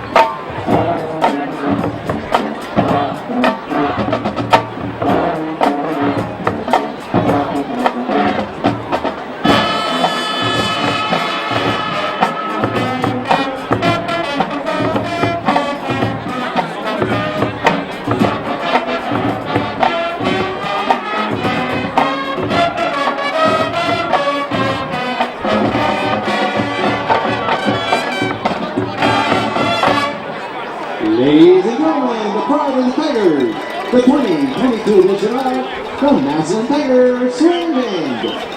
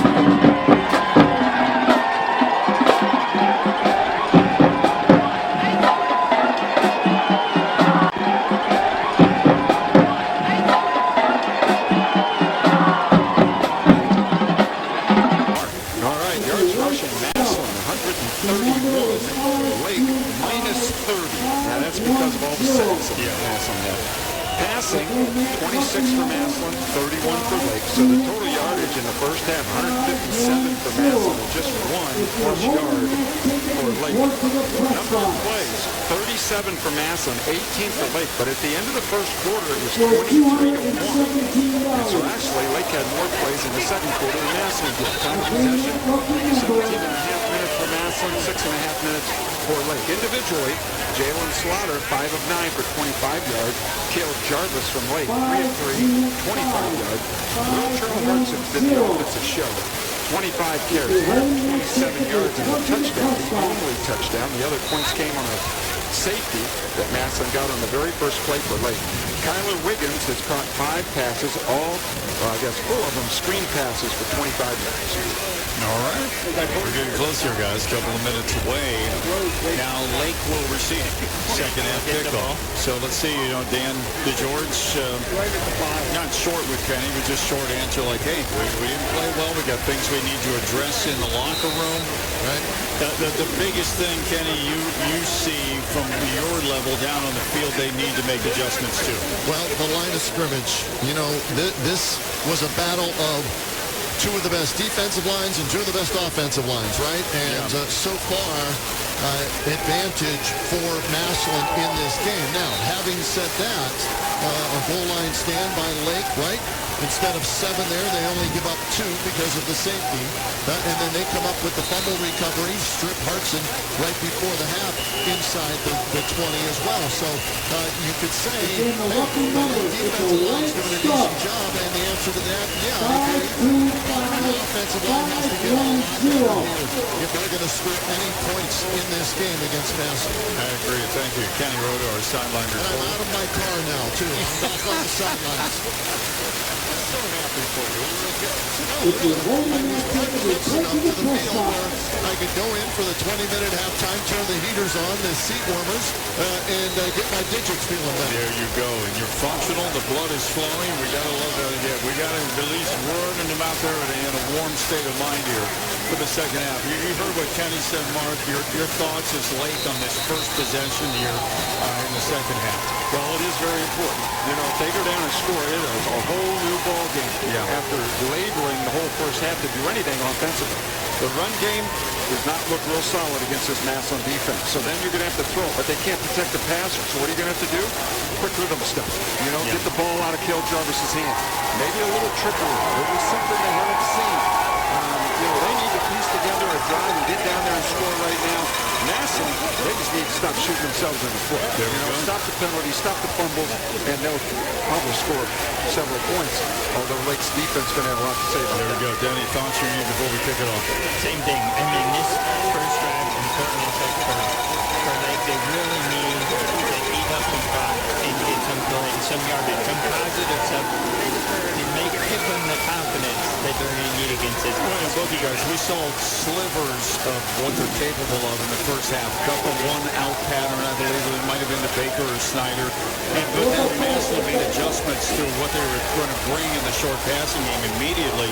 And as Kenny mentioned, Mark mentioned, you mentioned, Denny, getting Butler off the mark on the running game, too, because the defense isn't going to respect the passing game until you can run between tackles. And let's remember, Jarvis was 3 of 3. Yeah. When he had the time, yeah.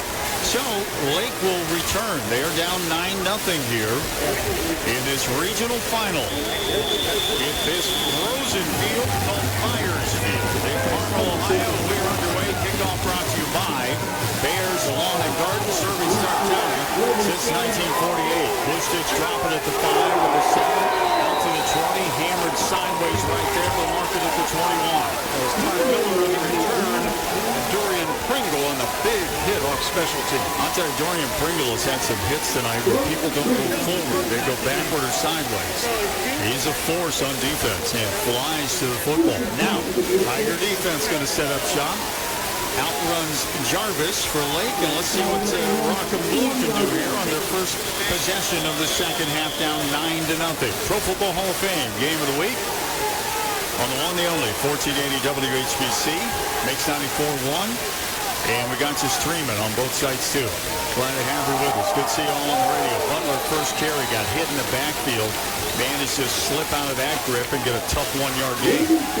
Dorian Pringle with the hit for Massillon. Great crowd. I'll tell you, you never know what to expect even when you're this deep in the playoffs on a frigid night like tonight where the wind chill's been hovering in the mid to low teens all night. Yeah, this far away from both schools. Yeah. Massillon traveled so well as they always do. The blue streaks across the way here. Jarvis is going to throw a little inside slant and didn't have a prayer. And really threw it where he had to. He was going to Nate Baker just on a quick cut off the inside. He had to just basically skip it to keep it away from the Tiger defender. Was that Tiger defender? Really leads the team with 2 interceptions. Now they've got Lake in the 3rd and long. So first possession of the second half, not exactly going the way Lake would like it to so far. Let's see if they can change that with this 3rd down play. Pressure's coming off the end. Jarvis rolling right, flares it out to the sideline, almost picked off. As he skipped it short, I believe Snyder was the intended receiver. 3 and out for Massillon's defense is exactly what their coaches talked to them about in the locker room, because that will force a punt, and you're down to your backup punter. He was injured a little bit earlier. You're expecting to get real good field position here. So 4th and 9, back to receive the punt for the Tigers. Zach Liebler. Yeah, Liebler is standing right at the 50. Depending on what the wind does with this ball in the air, we haven't seen a fielded punt yet. Good snap. Pressure's coming, but a low kick is going to go sideways, hit at the 40. Now takes a forward bounce, but the Tigers will set up shop at the 46 of the Blue Streaks to start with their first possession of the second half. My goodness. Now let's see what Rock and Blue brings defensively. Anytime you can start on the plus side of the 50, that is really good for your offense. So the Tigers here trying not to fumble, not to get a penalty and set themselves back and just drive it in for a touchdown. We know they're back here too, guys. Yeah. Good time to maybe take a shot. We haven't heard anything from Arnell Banks all night long. No, we haven't. He's setting the Twins to the inside, to the boundary on the right. Handoff, though, hearts it. Past the first level, the linebackers for Lake converge as he powers his way down to the 42. We have a player down for the Tigers. Injury on the field. We'll step away for this timeout.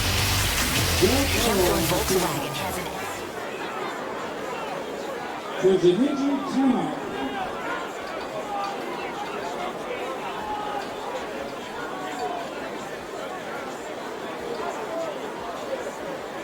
Ohio.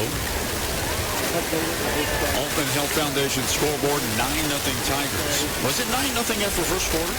Yes. Yeah, we've been stuck there. No, I think it was 2-0. 2-0, that's right. Then the first play or whatever, the second quarter. So It has literally been 9-0 for the longest portion of this game. Now, do you have an eye on the player down? Yeah, number 53 is one of the offensive linemen from Massillon, Sam Snodgrass.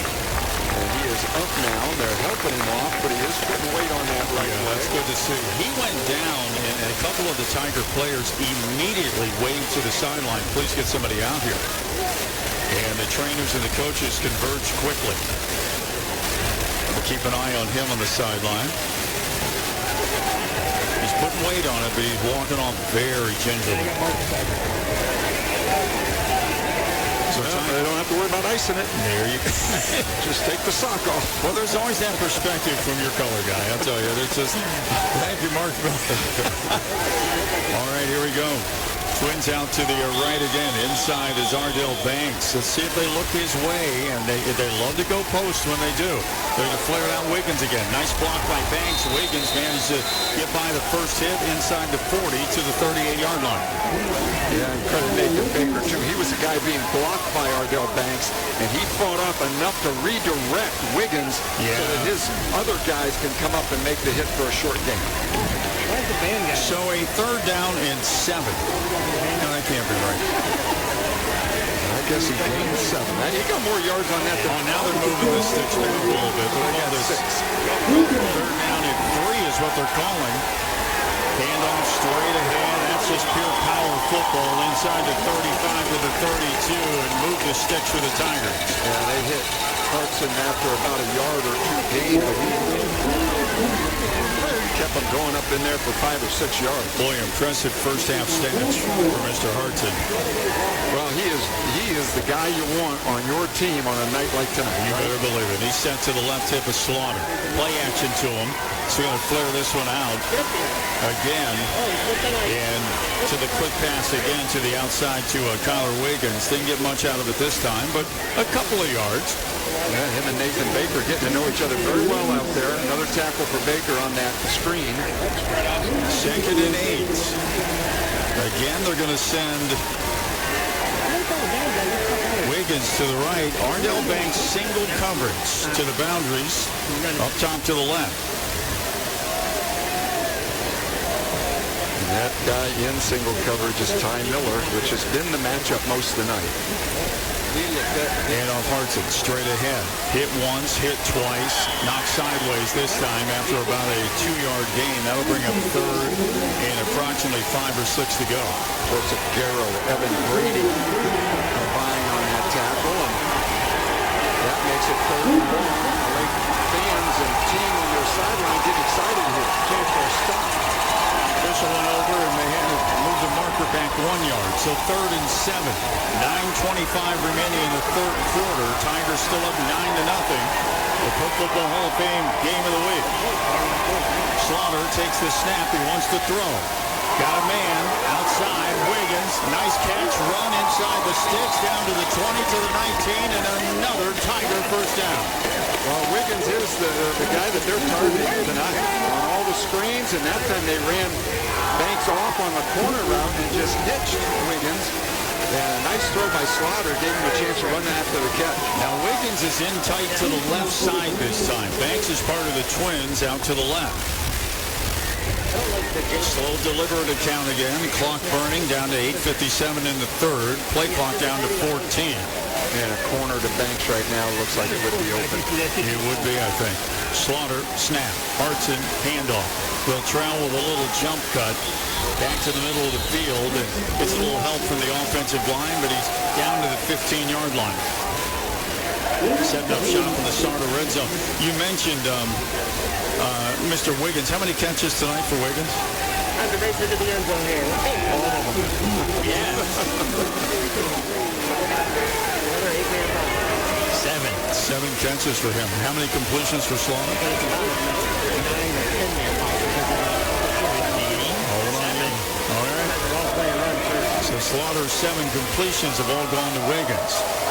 Now here's Hartson to the outside edge. Will Trell with room. Puts the head down, knocked out of bounds, about a yard shy of the first down on a 2nd and 7. Really nice tackle by Joshua Sedmont. Had a blocker on him, fought off and tried to cut down Hartson. Hartson got a few yards, but not what it looked like when he handed that ball off. I thought he had the edge. No, 3rd and 2. They move it back, say the knee went down closer to the, we'll call it closer to the 11-yard line. Here's Banks over on the right, single coverage again. Do a little jump ball in the end zone. Slaughter, nope, handoff straight ahead. Bouncing it outside and knocked down at about the 5. Was that Pringle that time? Pringle. Yep, that's Pringle. As the Tigers, just being deliberate, have had a couple of just clock-burning drives tonight. Pringle and Hartson still split in the backfield. Here's Slaughter with a 1st and goal at the 5. Hand off straight ahead. Powering straight ahead. Legs still pumping and down around the 1-yard line. On a 2nd and goal for the Tigers. That was Hartson. Still got Pringle out there, though, and he's kind of that short yardage guy, although Hartson, he's got a slew of touchdowns. And Pringle set to the left hip. Hartson to the right hip. Slaughter takes the snap. Here's Pringle straight out. Firing Pringle. Touchdown Tigers.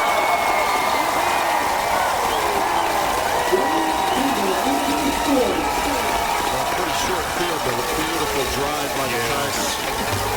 Pretty clinical on that one. As the Tigers push the lead to 15-0 on the Alton Health Foundation scoreboard. Danny working on the scoring drive. Mark will pass that along here in just a second. In for the extra point, Vinny Keller. Knocked down his first one tonight. Looking to tack on another one. Out of the hole, Felix Collins. High booming kick, too. Boy, he nails it. 16-0. Tigers on top. We're back after this timeout.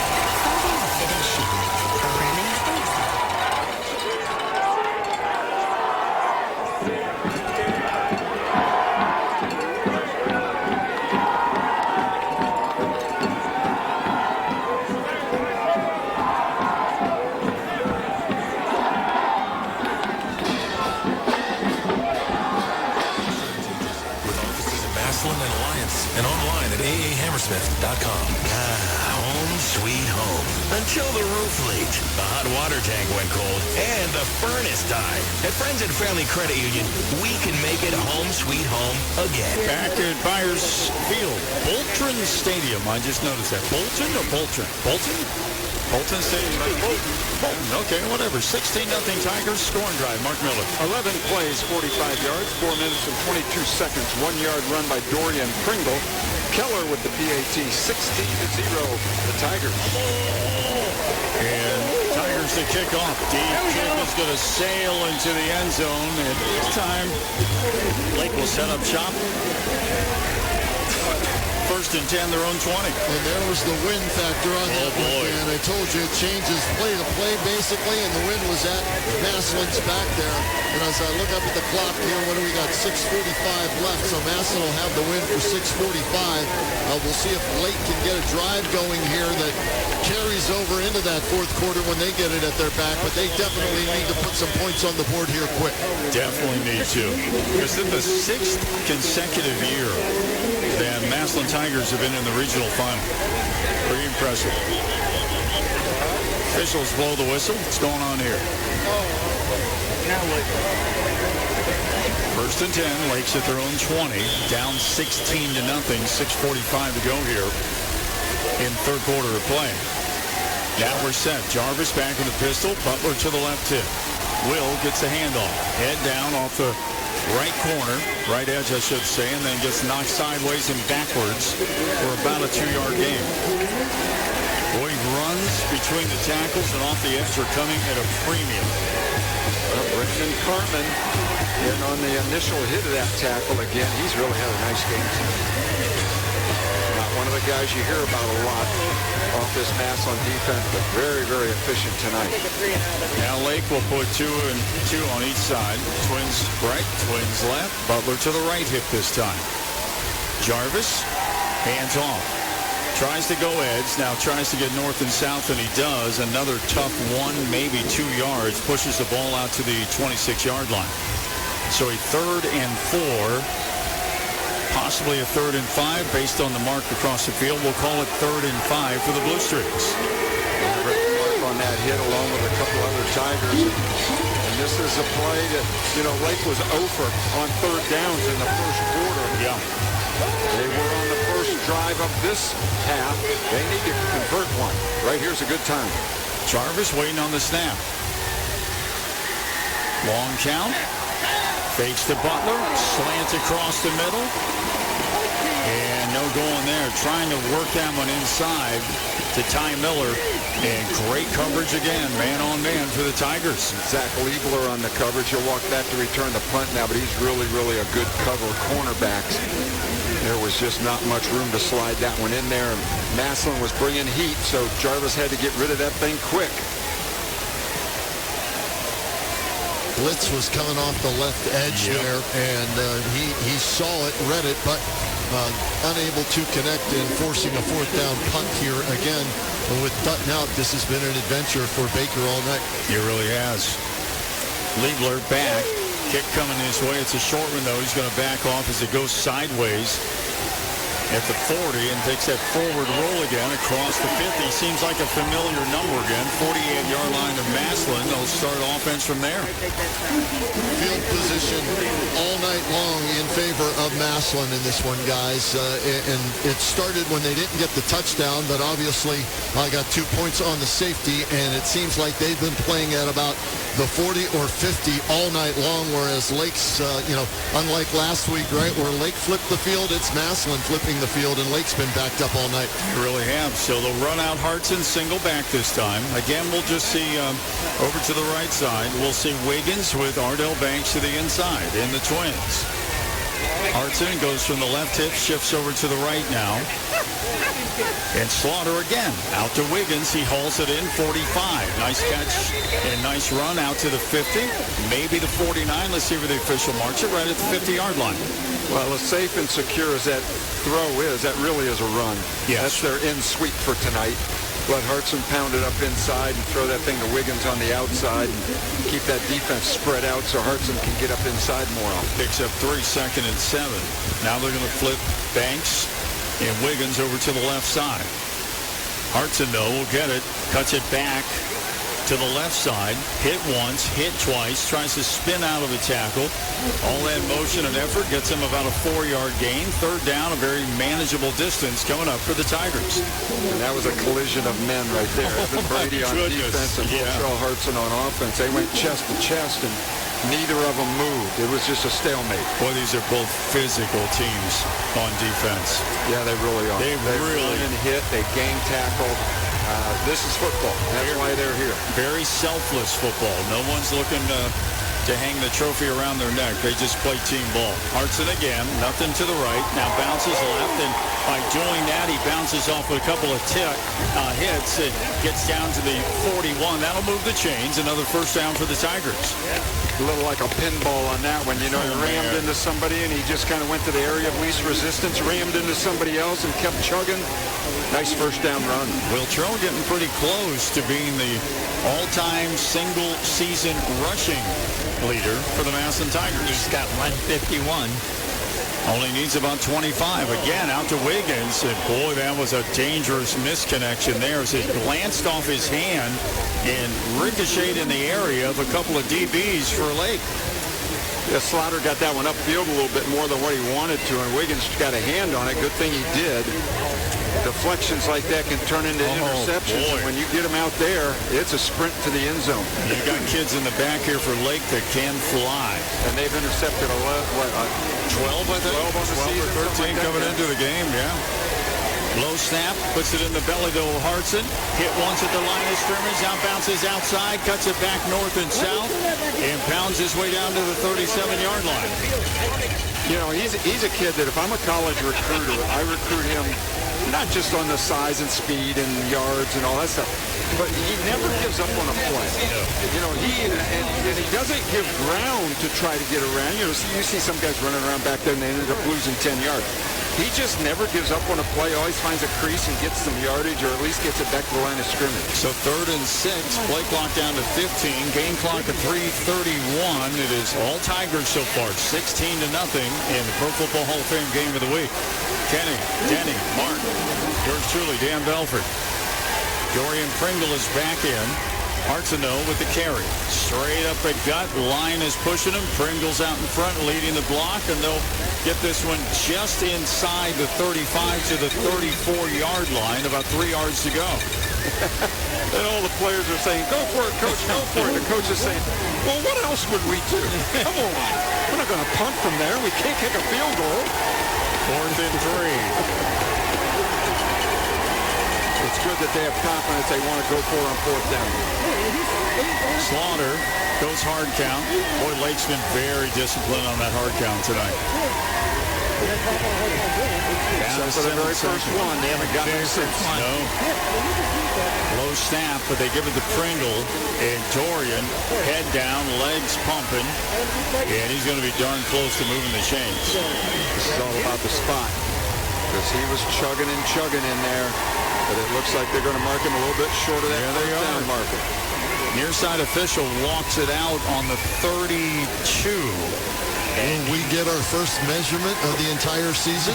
Nope. No? Okay. In memory of my favorite comedian, John Panette, the late John Panette, nay. That's not going to happen. All right. So good job by the Lake defense to hold. They'll go back to offense against this stingy Tiger defense tonight. Well, good job by the Lake defense, and you talked about it. They've been good all night. Oh, man. There's a great offense, and they've made them earn it and work for everything they've got. Here's a stop on downs. Let's see if their offense can pick it up, make a play.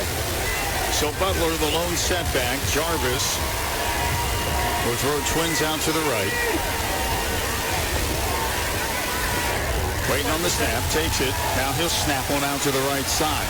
Nice catch, nice run. Boy, hit hard, but not till a 9-yard gain for the Blue Streaks.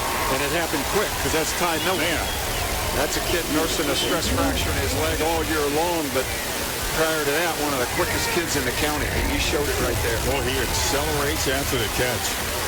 So it's 2nd and 1 for the Blue Streaks. And off Butler.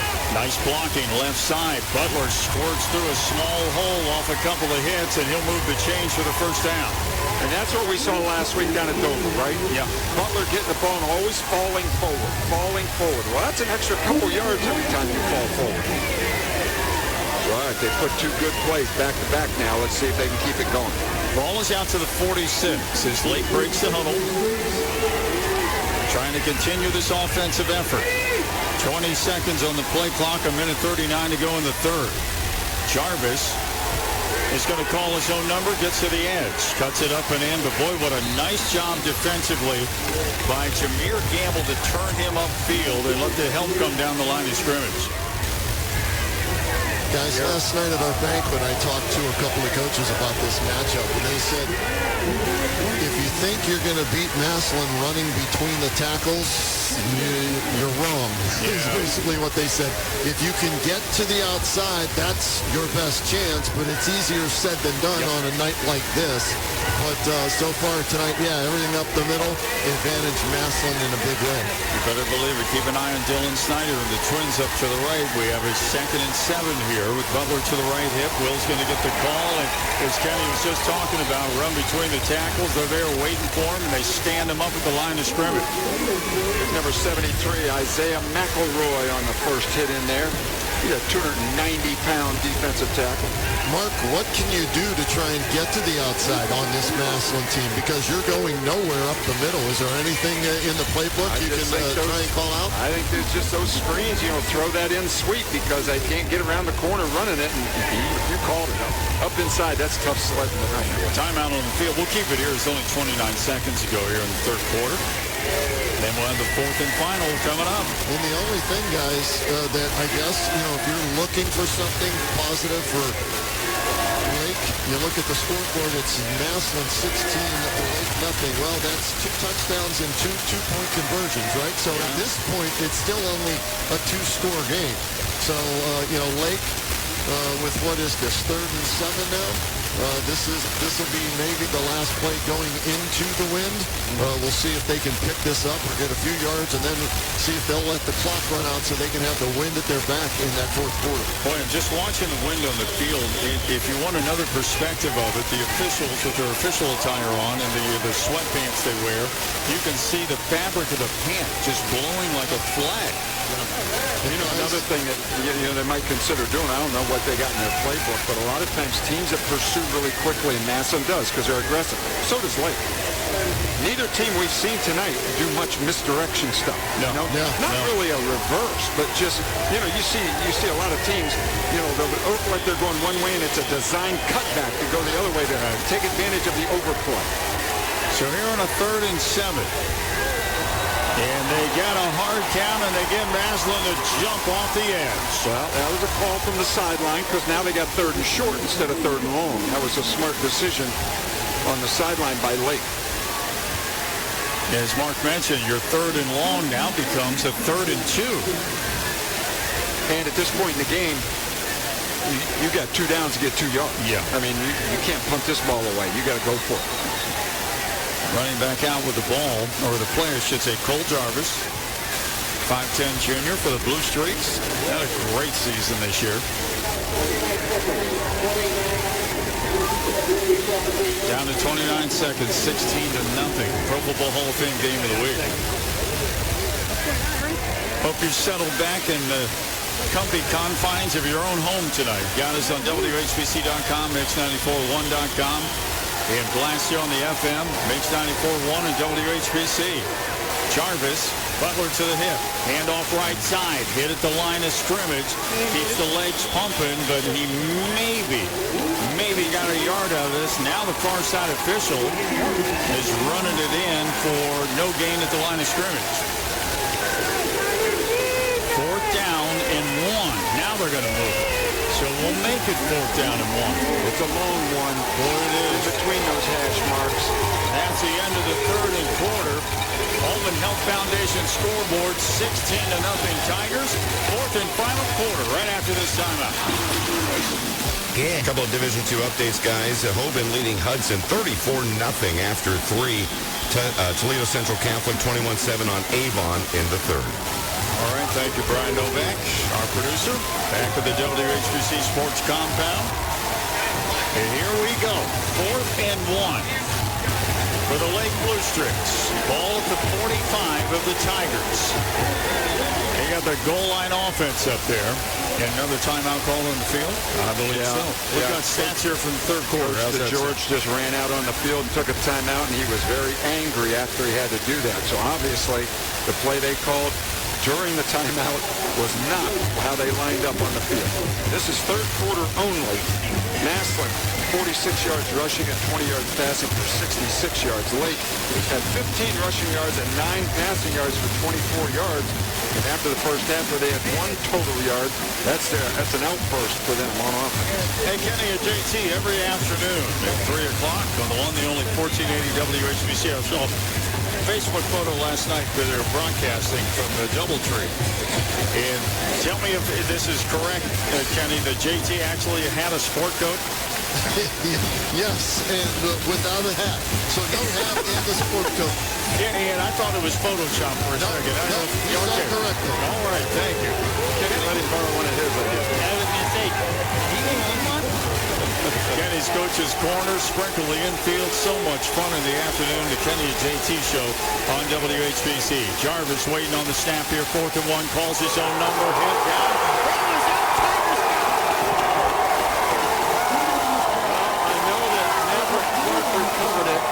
And somebody shot through there and put their helmet right on the ball. Man, what a hit at the line of scrimmage, and the ball scored out, and Carter, as you mentioned, hopped on it. Now, either way, Tigers are going to get it on downs. They were not going to pick up the necessary yardage, but turnover for Lake. Ball will be set right at the 48.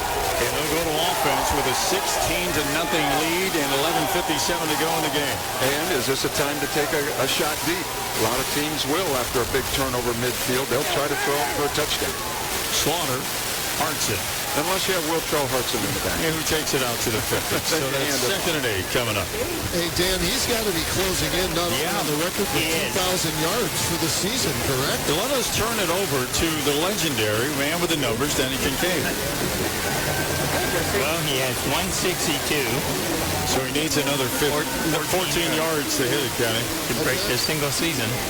It's been held by Travis McGuire since 1991. Hartson again. Straight up the gut, banging off people into Lake territory, down to the 44-yard line. He's earned every one of those yards tonight, guys. These aren't, big chunks of yardage. These are 5, 6, 7-yard runs between the tackles against a very stout Lake defense. Well, you know it is. As a defender, you want to leave your mark, but Will Trail, on the other hand, leaves marks on you sometimes with his effort. He's a fun kid to watch. As is this defense for Lake, who just is relentless and just comes at you. Hartson again bounces off the edge, head down to the 40. Yeah, that was 3rd and 1, so Massillon brought in Pringle and a couple of blocking tight ends and picked it up with no problem. You know, guys, have we ever seen Massillon play where haven't thrown the ball deep? Boy, it's been a while. I mean, you kind of wonder, are they protecting maybe some legs if they don't want Banks pulling a hamstring, or maybe Slaughter's arm isn't quite right. Yeah, very much. Slaughter now. Hand off again to the right. Now countering it back is Hartson. Hit at the line of scrimmage. Spins off a hit down to the 36-yard line. We'll call this a 2nd and 5 coming up for the Tigers. I don't think they've even targeted Banks, have they? No. Guys, they threw one time on the sideline. It came right at me, and it was an incomplete pass, but that's because of its pressure. I think that was a scramble. Yeah, Slaughter rolled out right and threw it to him on the sideline. I do remember. And by the way, Hartson got 176 on that last 4-yard. So that officially makes him the single-season rushing leader with 1,922 yards. I don't want to see him get tossed for a loss.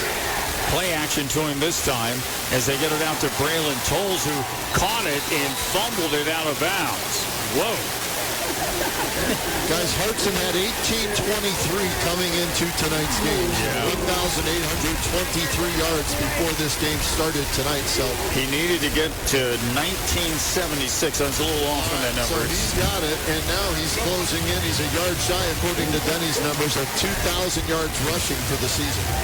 Yeah, and he came in needing 283 to be the all-time rushing record in Massillon, 4,025. Another name we're familiar with, Jameer Thomas. Hand off straight ahead. Oh, look at the surge by the offensive line as they power this down to the 31-yard line. That was Dorian Pringle on that carry. Clock moving at 9:40. 16-0 Tigers lead. They are content just to pound it and burn the clock. Yeah, why not? They've been doing it all night successfully, and you're right. They want to keep Lake's offense on the sideline, take time off that clock, but they want points at the end of it. Split backfield again. Pringle straight ahead. Pringle into the first level, the second level, all the way down to the 21-yard line. Another first down for the Tigers. And if not for Charlie Christopher, that would have been a touchdown run. Kind of nice, right, where you can go away from Will Hartson and open up the can of Pringles and get a nice run like that, huh? Yeah, we got a Lake player down on the field. We'll step away for this timeout. Looking for a job. 1-0 on Hudson. Still Toledo Central Catholic 21-7. They lead Avon very late in the third. All right, thank you, Brian. Boy, smackdown by Hogan, huh? They don't have any trouble scoring points, do they? No, they do not. To a seating position and now on his feet, so that's good to see. What year was it when Massillon beat Hogan in the state semis? Oh, good question. First year I worked with you guys. Yeah, there it is. That would have been that year. Yeah. It's kind of a misty, foggy night almost over at Benson Stadium. That would have been 19, right? Yeah. Yeah. And 18, they lost to him in the championship game, right? Yeah. Well, when they beat him, it was at Emphasis. It was at Emphasis. Correct. Then, of course, Hogan came to Massillon during COVID and played the championship game there. Yeah. Crushed them in that game. Yeah, that was boy, a long history between these two teams since Nate Moore's taken over. It's been fun to watch. So here we go. We're 1st and 10. Ball at the 21, just outside the Sarda red zone. Handoff, play action. Guess who they're going to? Banks end zone, in and out of his hands. Nice play action fake on Hartson. Banks had a little room, but this is tough weather to throw deep. Had his man beat. Ball thrown just a little bit too far on the back end line and out of bounds, so it falls incomplete. But hey, on 1st down, good time to do that. Now you've got 3 downs to try and get 10 more yards. You do. If it's sunny and 70, I bet they complete it. Yeah. There you go. Handoff, guess who? Will Trell bounces outside. Will Trell to the sideline. Banks off a hit at the 18 and spins down to the 15. My goodness. He can just play off of contact. How many carries does he have, Denny? Denny's looking. It's a 39. 31. 39 carries? Yes. I'm looking at Denny's screen. It's just all red dots with number 4. I'm sure they're hoping they can get this one in the end zone and let somebody else take some carries off that guy.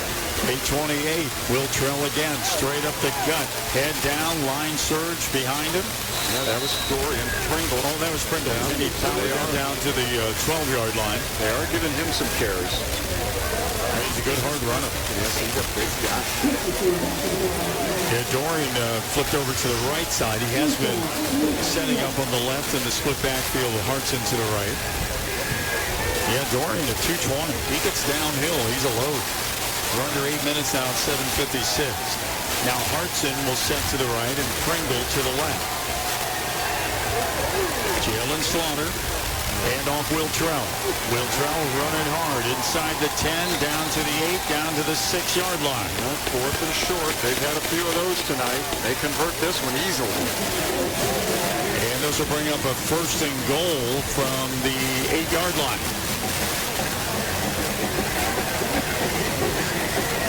Slaughter looking over to the Massillon bench for instructions, waiting on the play to be signaled in. Now the Tigers set at the line of scrimmage. Banks now, single coverage up top to the right. Straight ahead is Pringle. Pringle still pumping the legs and powers his way inside the 5. And the official actually going to walk it back to the 5. Joseph Giro on that tackle. And I say one name, but rarely is it a solo tackle for this Lake defense. There's always guys helping out. Try to let you know who makes the first contact. 7-minute mark. Altman Health Foundation scoreboard. 16-0 Tigers. And a 2nd and goal from the 5. Slaughter to the edge to Hartson. Will Trell is hit hard, stood up, and knocked down right at the 5-yard line. Yeah, right in his tracks. I think it was Evan Brady. He can tackle. Oxlow moving to 6:30. 3rd and goal from the 4. Actually gave him, boy, that's barely at the 4. This is going to be one of the most lopsided time of possession. Oh, yeah. Maybe probably plays by the time we get done with this thing. Well, this is play number 14 in this drive. Alone. They've had several double-figure number drives, haven't they? And one have ended up empty at 15-yard. Yeah. 15 play, I mean. Slaughter wants to throw. Now he's going to call his own number. Now he rolls left, pressure coming. Calls it in the end zone, and touchdown Tigers. Dorian Pringle leaking out. That's really a nice play by Slaughter. He thought he was going to run, and the Lake defense came up and stopped that. And he thought he was going to just throw it away. And I think when he threw his arm back to throw it out of the end zone, he saw Pringle wide open on the goal line. Well, he got smacked when he threw it, too. In his face. The young man completes it. Pringle with a touchdown catch. And the Tigers up 22-0. Looks like they're going to go for 2 here, too, as Slaughter remains out on the field. Limping a little bit, guys. You're right. He did get whacked on that play, but a heck of a play to buy time and then to throw back across his body mark. And you know how dangerous that can be, and found the open man for a touchdown. Yeah, you worked like a charm that time. Yep.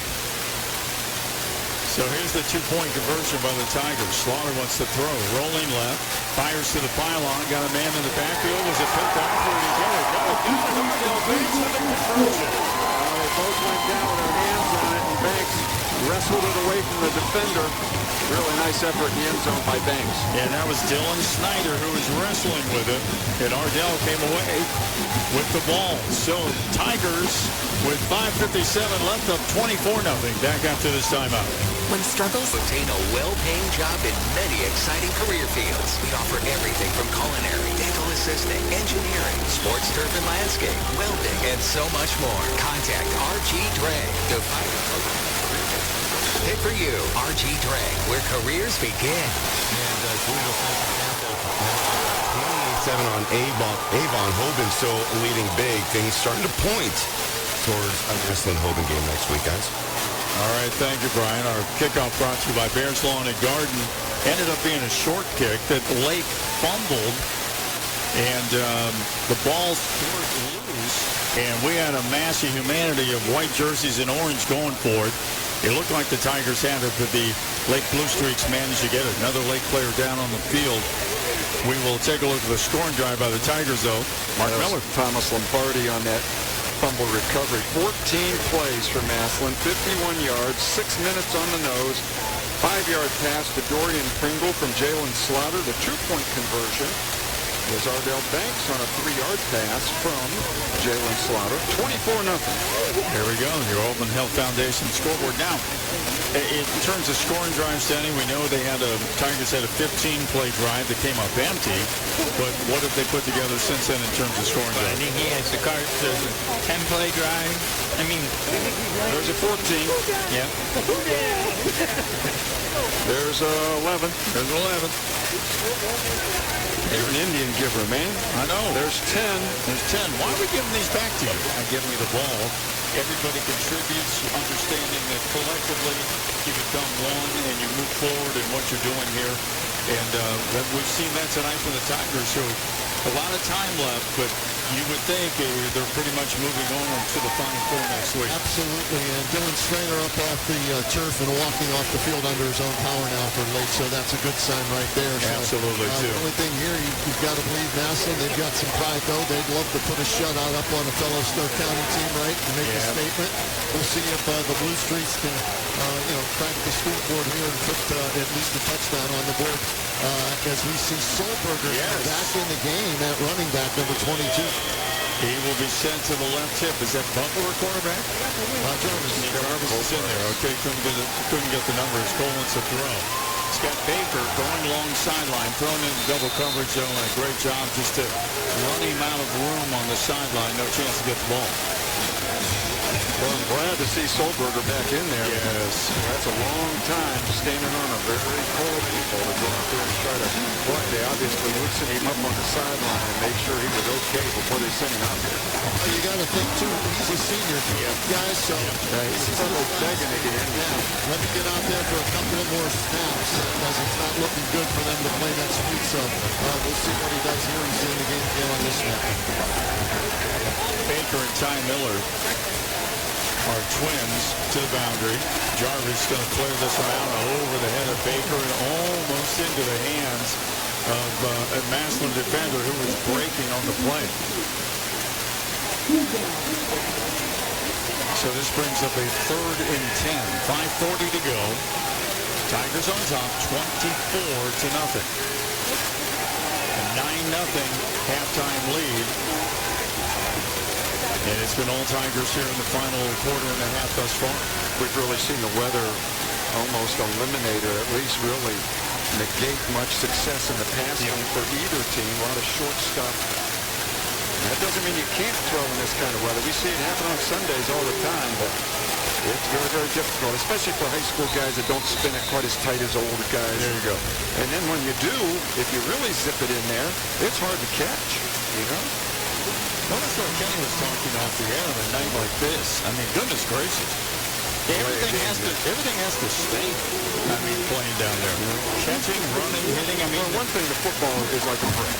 You know, catching it, throwing it. You don't think it's filled with air. You think it's solid because it's just hard. Solberger is set to the right hip of Jarvis this time as Cole wants to throw. He's going to try to do a bubble screen to Solberger, threw it well behind him and in and out of the hands of a Massillon defender, incomplete. Dorian Pringle, that screen, good call, but the screen was thrown too high over Solberger's head. Dorian Pringle was right there, but he could not control it, and so it's an incomplete pass. Had it set up nicely. They did. They did. Just a bad throw like Jarvis on that one got away from, as did the last one. So now they'll be forced to punch on the third and 15. And Miller's spin on it. Miller's spin. And Miller's spin is in the rearview mirror, guys. Tigers set up to return the back of their own 35. High snap. And Tigers had a chance to block. They kind of laid off on that. Boy, look at this take a turf bounce as it hits at 45 and just darts forward down to 35 of Massillon. That's where they'll go to offense. Liebler just had to step away from that one. Yeah, that was Maverick Clark that was in there, and I see him running to the sideline, shaking his head with his hands up like, what am I doing? Why didn't I just block that? But, you know, block wasn't on. He just happened not to be covered, and that snap drew the punter right over to him. But, Mark, the other thing on that, if it's a warm night, he might have dove to try and it's a cold night. He's like, I'll just give it an effort. Almost now, let's just run the clock out. You don't want to go picking ice off your shin with tweezers, you know. That could be what happens. I mean, you're talking about some turf burns on this stuff tonight, huh? So here we are, 5:22 remaining. And Hudson is out of the game. This is number 28. 28 is Mylan Lennox, I should say. 5'10", 190, and a sophomore. And he's carried the ball for 225 yards this year, so he's gotten some carries. And he picks up 9 yards. Like 7 yards a carry, I think, for the year or two. Yeah. So that line, you put a lot of people behind that line, they'd have success. But Hartson's a special player, and I think what he finished with 40 carries, Denny, on the night? Let me tell you in 1 second. Yeah. These aren't trick questions. Kenny's just asking for a number here. Come on, buddy. He carried it 41 times for 185 yards. Wow, that is touchdown. One touchdown. One touchdown. All right. Thank you, Denny. Lennox again, straight up the gut, wants to bounce it out to the outside hash mark, but they bottle him up right in the middle. First down run, though. Yeah, it is a first down. And now number 32, that's Peyton Mitchell. He's also carried the ball for 255 yards and 3 touchdowns. So, you know, Hudson, big numbers, but Massillon is so proficient on offense that they get a lot of guys out there carrying the ball. You got Lennox, 190, and a sophomore. And you've got Mitchell coming in, 5'10", a sophomore, 205. These boys are just growing. There better be a box lunch or something good sitting on that bus for these guys. Huh? The young men as they progress to their junior year. 4:07 left in the game. Mitchell trying to bounce outside, off the edge, nothing there. Lake seals it very nicely. You know, think of the extra practices all these underclassmen get. True. Year in and year out for Massillon. That's a good point. Yeah, I said very much. Slaughter's a sophomore. Heck, he's played enough games to be like an end of his junior year, right? Between last year postseason and this year postseason. Like a fifth-year senior, maybe. I mean, he's been around, and you're right, Danny. That's a lot. You're taking a lot of snaps, working a lot of schemes. A lot of different players getting involved, touching the ball. Danny, it really is. Think about it, right? 3 straight state championship games. That meant, what, 45 games? Wow. You know, back then. Now we're looking at 16 games a season. So, yeah, a lot of extra practices that pay off down the line. Dan Mitchell again, I believe, as he darts through the hole in a 2nd and 9, picks up another 8. Yep, Peyton Mitchell. Brings him very close to first down yardage. And the Massillon sideline doing a good job of holding the play call till the play clock runs down, using that time. The little things, right? Yep. Yeah. You look at that. We had a couple of games this year, we saw, lack of fundamentals cost teams games late in games. And yet, Massillon, they had some penalties and turnovers in the first half, but they've cleaned that up here in the second half and now doing the little things, the 2-point conversion catch, stealing it away from the defender, running the clock drop down to 3 to snap the football. So this is as good of a Massillon team as we've seen since I've been at WHBC. So this is a team that's got one thing on their mind, and that's winning a state championship, something that has eluded this school since the playoffs began in 1972. You got it, Ken. I think this, if we go back to the beginning of the year, too, I think we all agreed that until someone proves us differently, they're still the team to beat. Yeah. And start counting, and it's unfolded that way. They just tend to get better the deeper they get. And Kenny brings up a really good point about fundamentals. When we see Massillon struggle or not be successful, it's not because of fundamentals. Yeah, it's because of errors they make, aggression errors, penalties, maybe a turnover here and there. But fundamentally, they do the right thing. And hey, when you got 15 guys on your coaching staff, you can coach them up a little bit, right? No. And guys, the other thing I brought up during the pregame show today was this. I think last year's loss to Green in this game, right? The regional final, has fueled this team this year. I don't know if they'll admit to that, but, I go back to when the Blue Jackets beat the Tampa Bay Lightning. That was an upset. Tampa Bay came back with a vengeance, won 2 Stanley Cups. Virginia Cavaliers in basketball, the first number 1 seed to lose to a 16 seed, came back the next year with a vengeance, won the championship. So I think last year's loss was a motivating factor for this Massillon team, and they wanted to make sure at least they got past this game into the semifinals, and they think maybe even beyond that. Yeah, well said, Kenny. Jalen Slaughter looks like he was a little bit of pain out there. Megan Sponseller was the injured player for Lake. He's up and on the sideline. Here's the handoff. Bouncing outside. It wasn't Mitchell. Who's in this time? Got another substitution in this? 28. Okay, that's Mylan Lennox in again. Lennox and Mitchell are both into the game right now. Okay, 2:44 clock running. If this doesn't take care of your football craving, here tonight, we've got a busy weekend for you. Saturday, Ohio State and Maryland. Pregame 2 p.m. Kickoff 3:30 on 1480 WHBC. Browns play Buffalo on Sunday with all that weather and that big storm hitting Bills country. They're going to move that up to Detroit.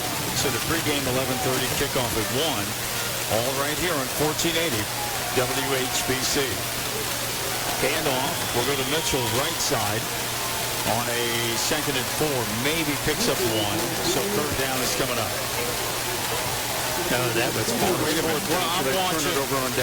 just watching the score clock up here that has never been correct all night. I'm finally learning at the end of the game, don't look at it. Yeah.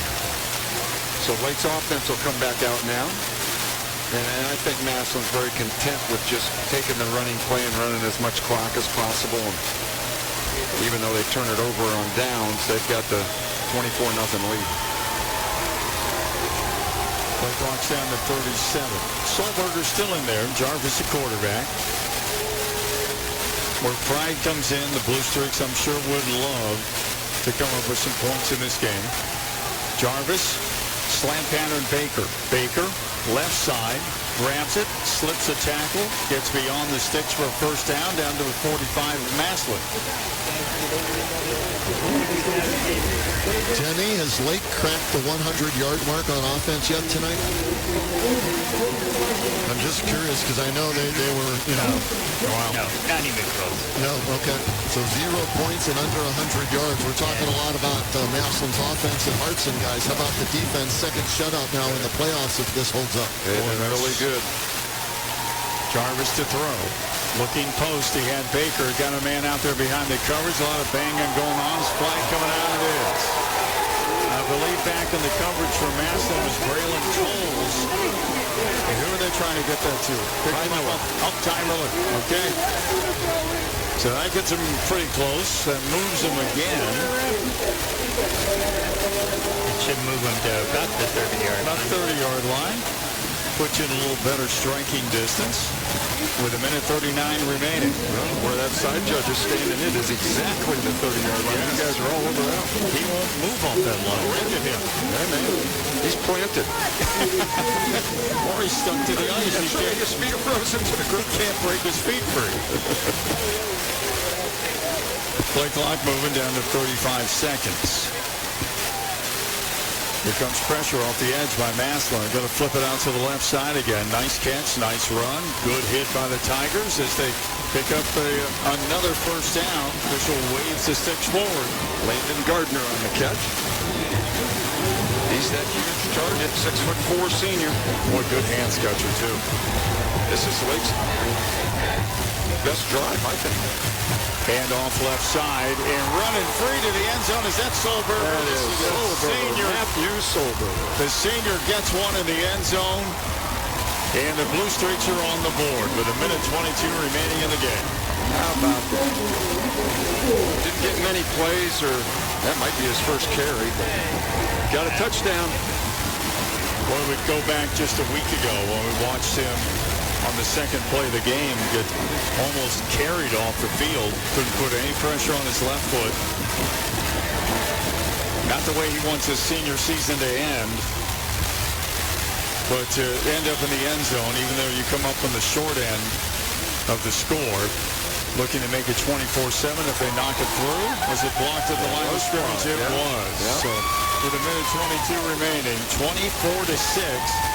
Tigers with the lead, but Blue Streaks got on the board here, guys. Yeah, you know what? It was the shutout, right? Yeah. It would have been their second shutout in the playoffs, but some backups in there for Massillon. Right. And the late Blue Streaks, you love the fight in them. And you love to see Solberger, who we didn't even think was going to play tonight after seeing him on crutches last week in the second half of that game. He gets the touch and goes in the end zone to make it 24-6 Massillon with 1:22 left. We'll see if Lake goes for the onside kick here, guys, or just kick it away, and then Massillon can try and run the clock out here with 1:22 left. Massillon's got their hands team out there. They're prepared for it if it is an onside kick. So it could be one final kick brought to you by Bears Lawn and Garden, serving Stark County since 1948. Sales service products. You know, if you want a snow thrower, that's a place to go. And you know that stuff's coming eventually where you're going to have to use it. Ryan Grega getting ready to kick, and that drive by Lake was 3 plays, 58 yards, 48 seconds, an 18-yard run for Matt Solberger. PAT was no good. Block 24-6.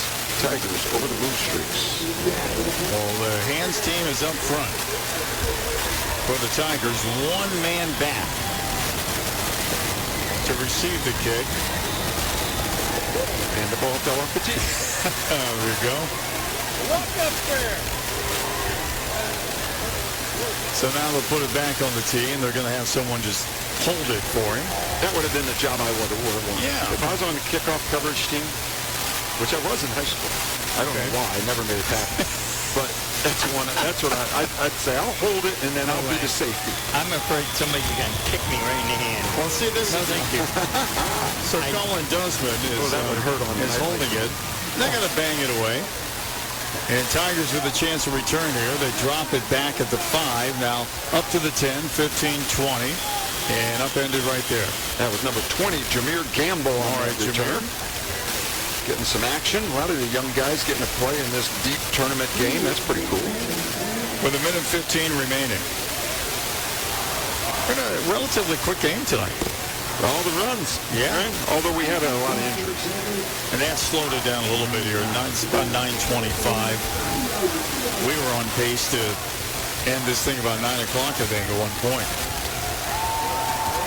Well, if nobody takes timeouts, I bet this will be a continuous clock to finish this one out, because I imagine they're just going to take a knee. And there's a new quarterback. You think if Lake would have wanted to, do something, they would have went for the onside kick. So I'm with you on that, Mark. Yeah. Well, I bet they hand it off, because with subs in there, they probably haven't practiced that safe stand. There you go, and they do. Off the left side, 2-yard gain. 2nd and 8 coming up for the Tigers as the clock rolls down to the 1-minute mark. That was Lennox again on the carry.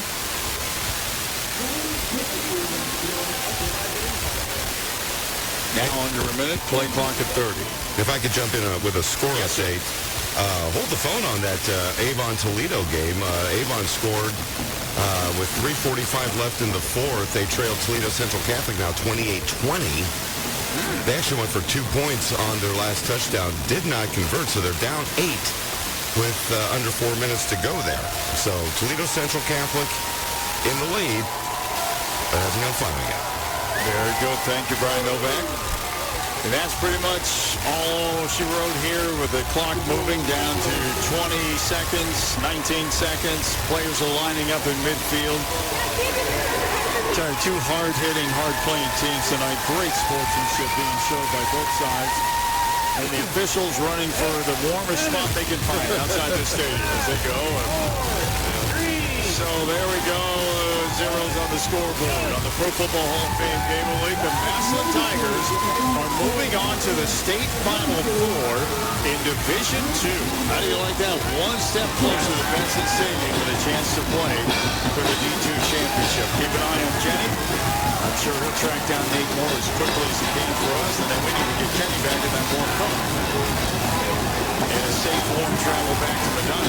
So keep an eye on him. And I just want to let anybody listening that thinks because we're in the press box, we're up here sitting in shirt sleeves and Bermuda shorts, is that even a thing? No, anyway.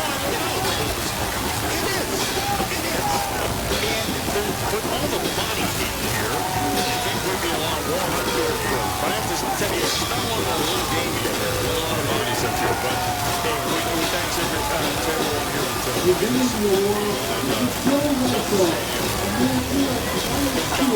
guys, yes, sir. Interrupted. I got Nate Moore winning coach here, 24-6 over Lake.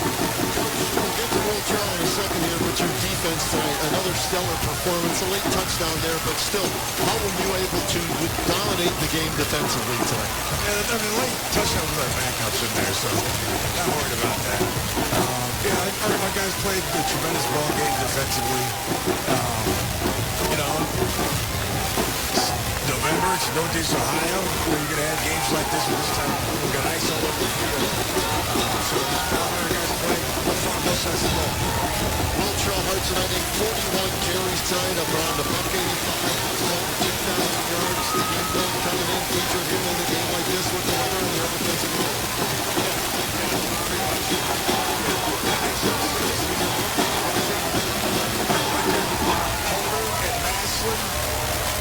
Stark County. Coach, you go from here, you're off to the Final Four once again. Not sure who you're going to play. You've been there before. How good is this team compared to your other teams that got to that point? No idea. Love these guys. Love all the guys that we've had. They're still alive. We're getting another shot at it. State Final Four proud. Coach, congratulations on the win. Good luck next week. Guys, there's Nate Moore, winning coach. Happy to be moving on, and I guess you could say maybe, based on what happened last night at the banquet, disagreeing with who the Stark County Player of the Year was, and wanted everybody to know that about it. But hey, like I said, number of kids could have won that award last night, and his player, Will Trail Hartson, had a hell of a night here, carried this team to a victory, and helped them get back to a Final Four of the state semifinals. You want to get somewhere warm here as quickly as you can, Kenny, but your final thoughts in the game tonight? Well, we said before the game that Massillon was the more talented team, that Lake would have to play almost a perfect game, and they were unable to do so from the opening offensive series when they fumbled at the one. Now, their defense made a big play there, but their offense couldn't help out, and this game was won in the trenches, guys. As good as Lake's defensive line and offensive lines were this year, and they were good, very good, right? Massillon's that much better. And I think, I asked Nate that question, and he didn't want to compare teams, but I think this is his most well-rounded team that he's had since he's been here at Massillon, and they have a good chance to go all the way. You got it. Thank you, Kenny. Great job tonight, as always. And find some warmth in that car that's very close. Yeah, tell Dale to drive the van out to the front entrance when he's done loading it up. I'll meet him there. Sounds good, Kenny. Kenny Rhoda, our sideline reporter, the roadman, Kenny Rhoda. None better, folks, and brought to you by Friends and Family Credit Union. It's time to bring a friend into the family. Kenny is scrambling with all the numbers here. We're having the mark here pretty quickly, so just stay tuned. Let's put it to you that way. We'll know by Sunday where we're going and who is playing who, and we'll have some fun doing that as we're alive, folks. We knew we'd be alive. It's tough to see one of our Stark County teams go down, but eventually, that's going to happen. And we're getting an opportunity to see Massillon move on, state Final Four. hopefully, step at a time, as you always say, Mark, and try to get to that final. And the prize, if you will, being the chance to play for a state championship for Benson. Well, Massillon had a heck of a performance on both sides of the ball tonight. And Lake just couldn't get it real. Give a lot of credit to the Tigers for not allowing that. But what great seasons, huh? Oh, my gosh. It's fantastic. People are going to look up there and say, oh, man, the Lake defense gave up 24 points. Yeah? Against a great team, and they made them earn every bit of it. No big plays. They made them drive it down the field every time. So, Blue Streak Nation, you should be very proud of these young men. They played hard from the opening kickoff to the very end of the game. Final stats of the game, Mark Miller. All right, yards rushing, Massillon had 244 on 61 rushes. Wow. Lake had 24 carries for 4 yards net. They had a lot of yards lost with sacks. Passing, about the same amount of yards, 65 for Lake, 53 for Massillon. So the total yardage was 297 for Massillon, 69 for Lake. Another play, 78 plays for Massillon, 36 for Lake, and time of possession was almost 3-1 in favor of Massillon. Individuals, Jalen Slaughter threw it 16 times, completed 10 for 53 yards and 1 touchdown. Cale Jarvis for Lake was 6 of 12 for 65 yards. We'll talk about Will Trell in a minute. Leading receiver, Kyler Wiggins, 8 catches, 46 yards and 1 touchdown. And Nate Baker had 3 for 33 for Lake. And our player of the game, the leading rusher in the game, and probably in the state tonight, Will Trell Hudson.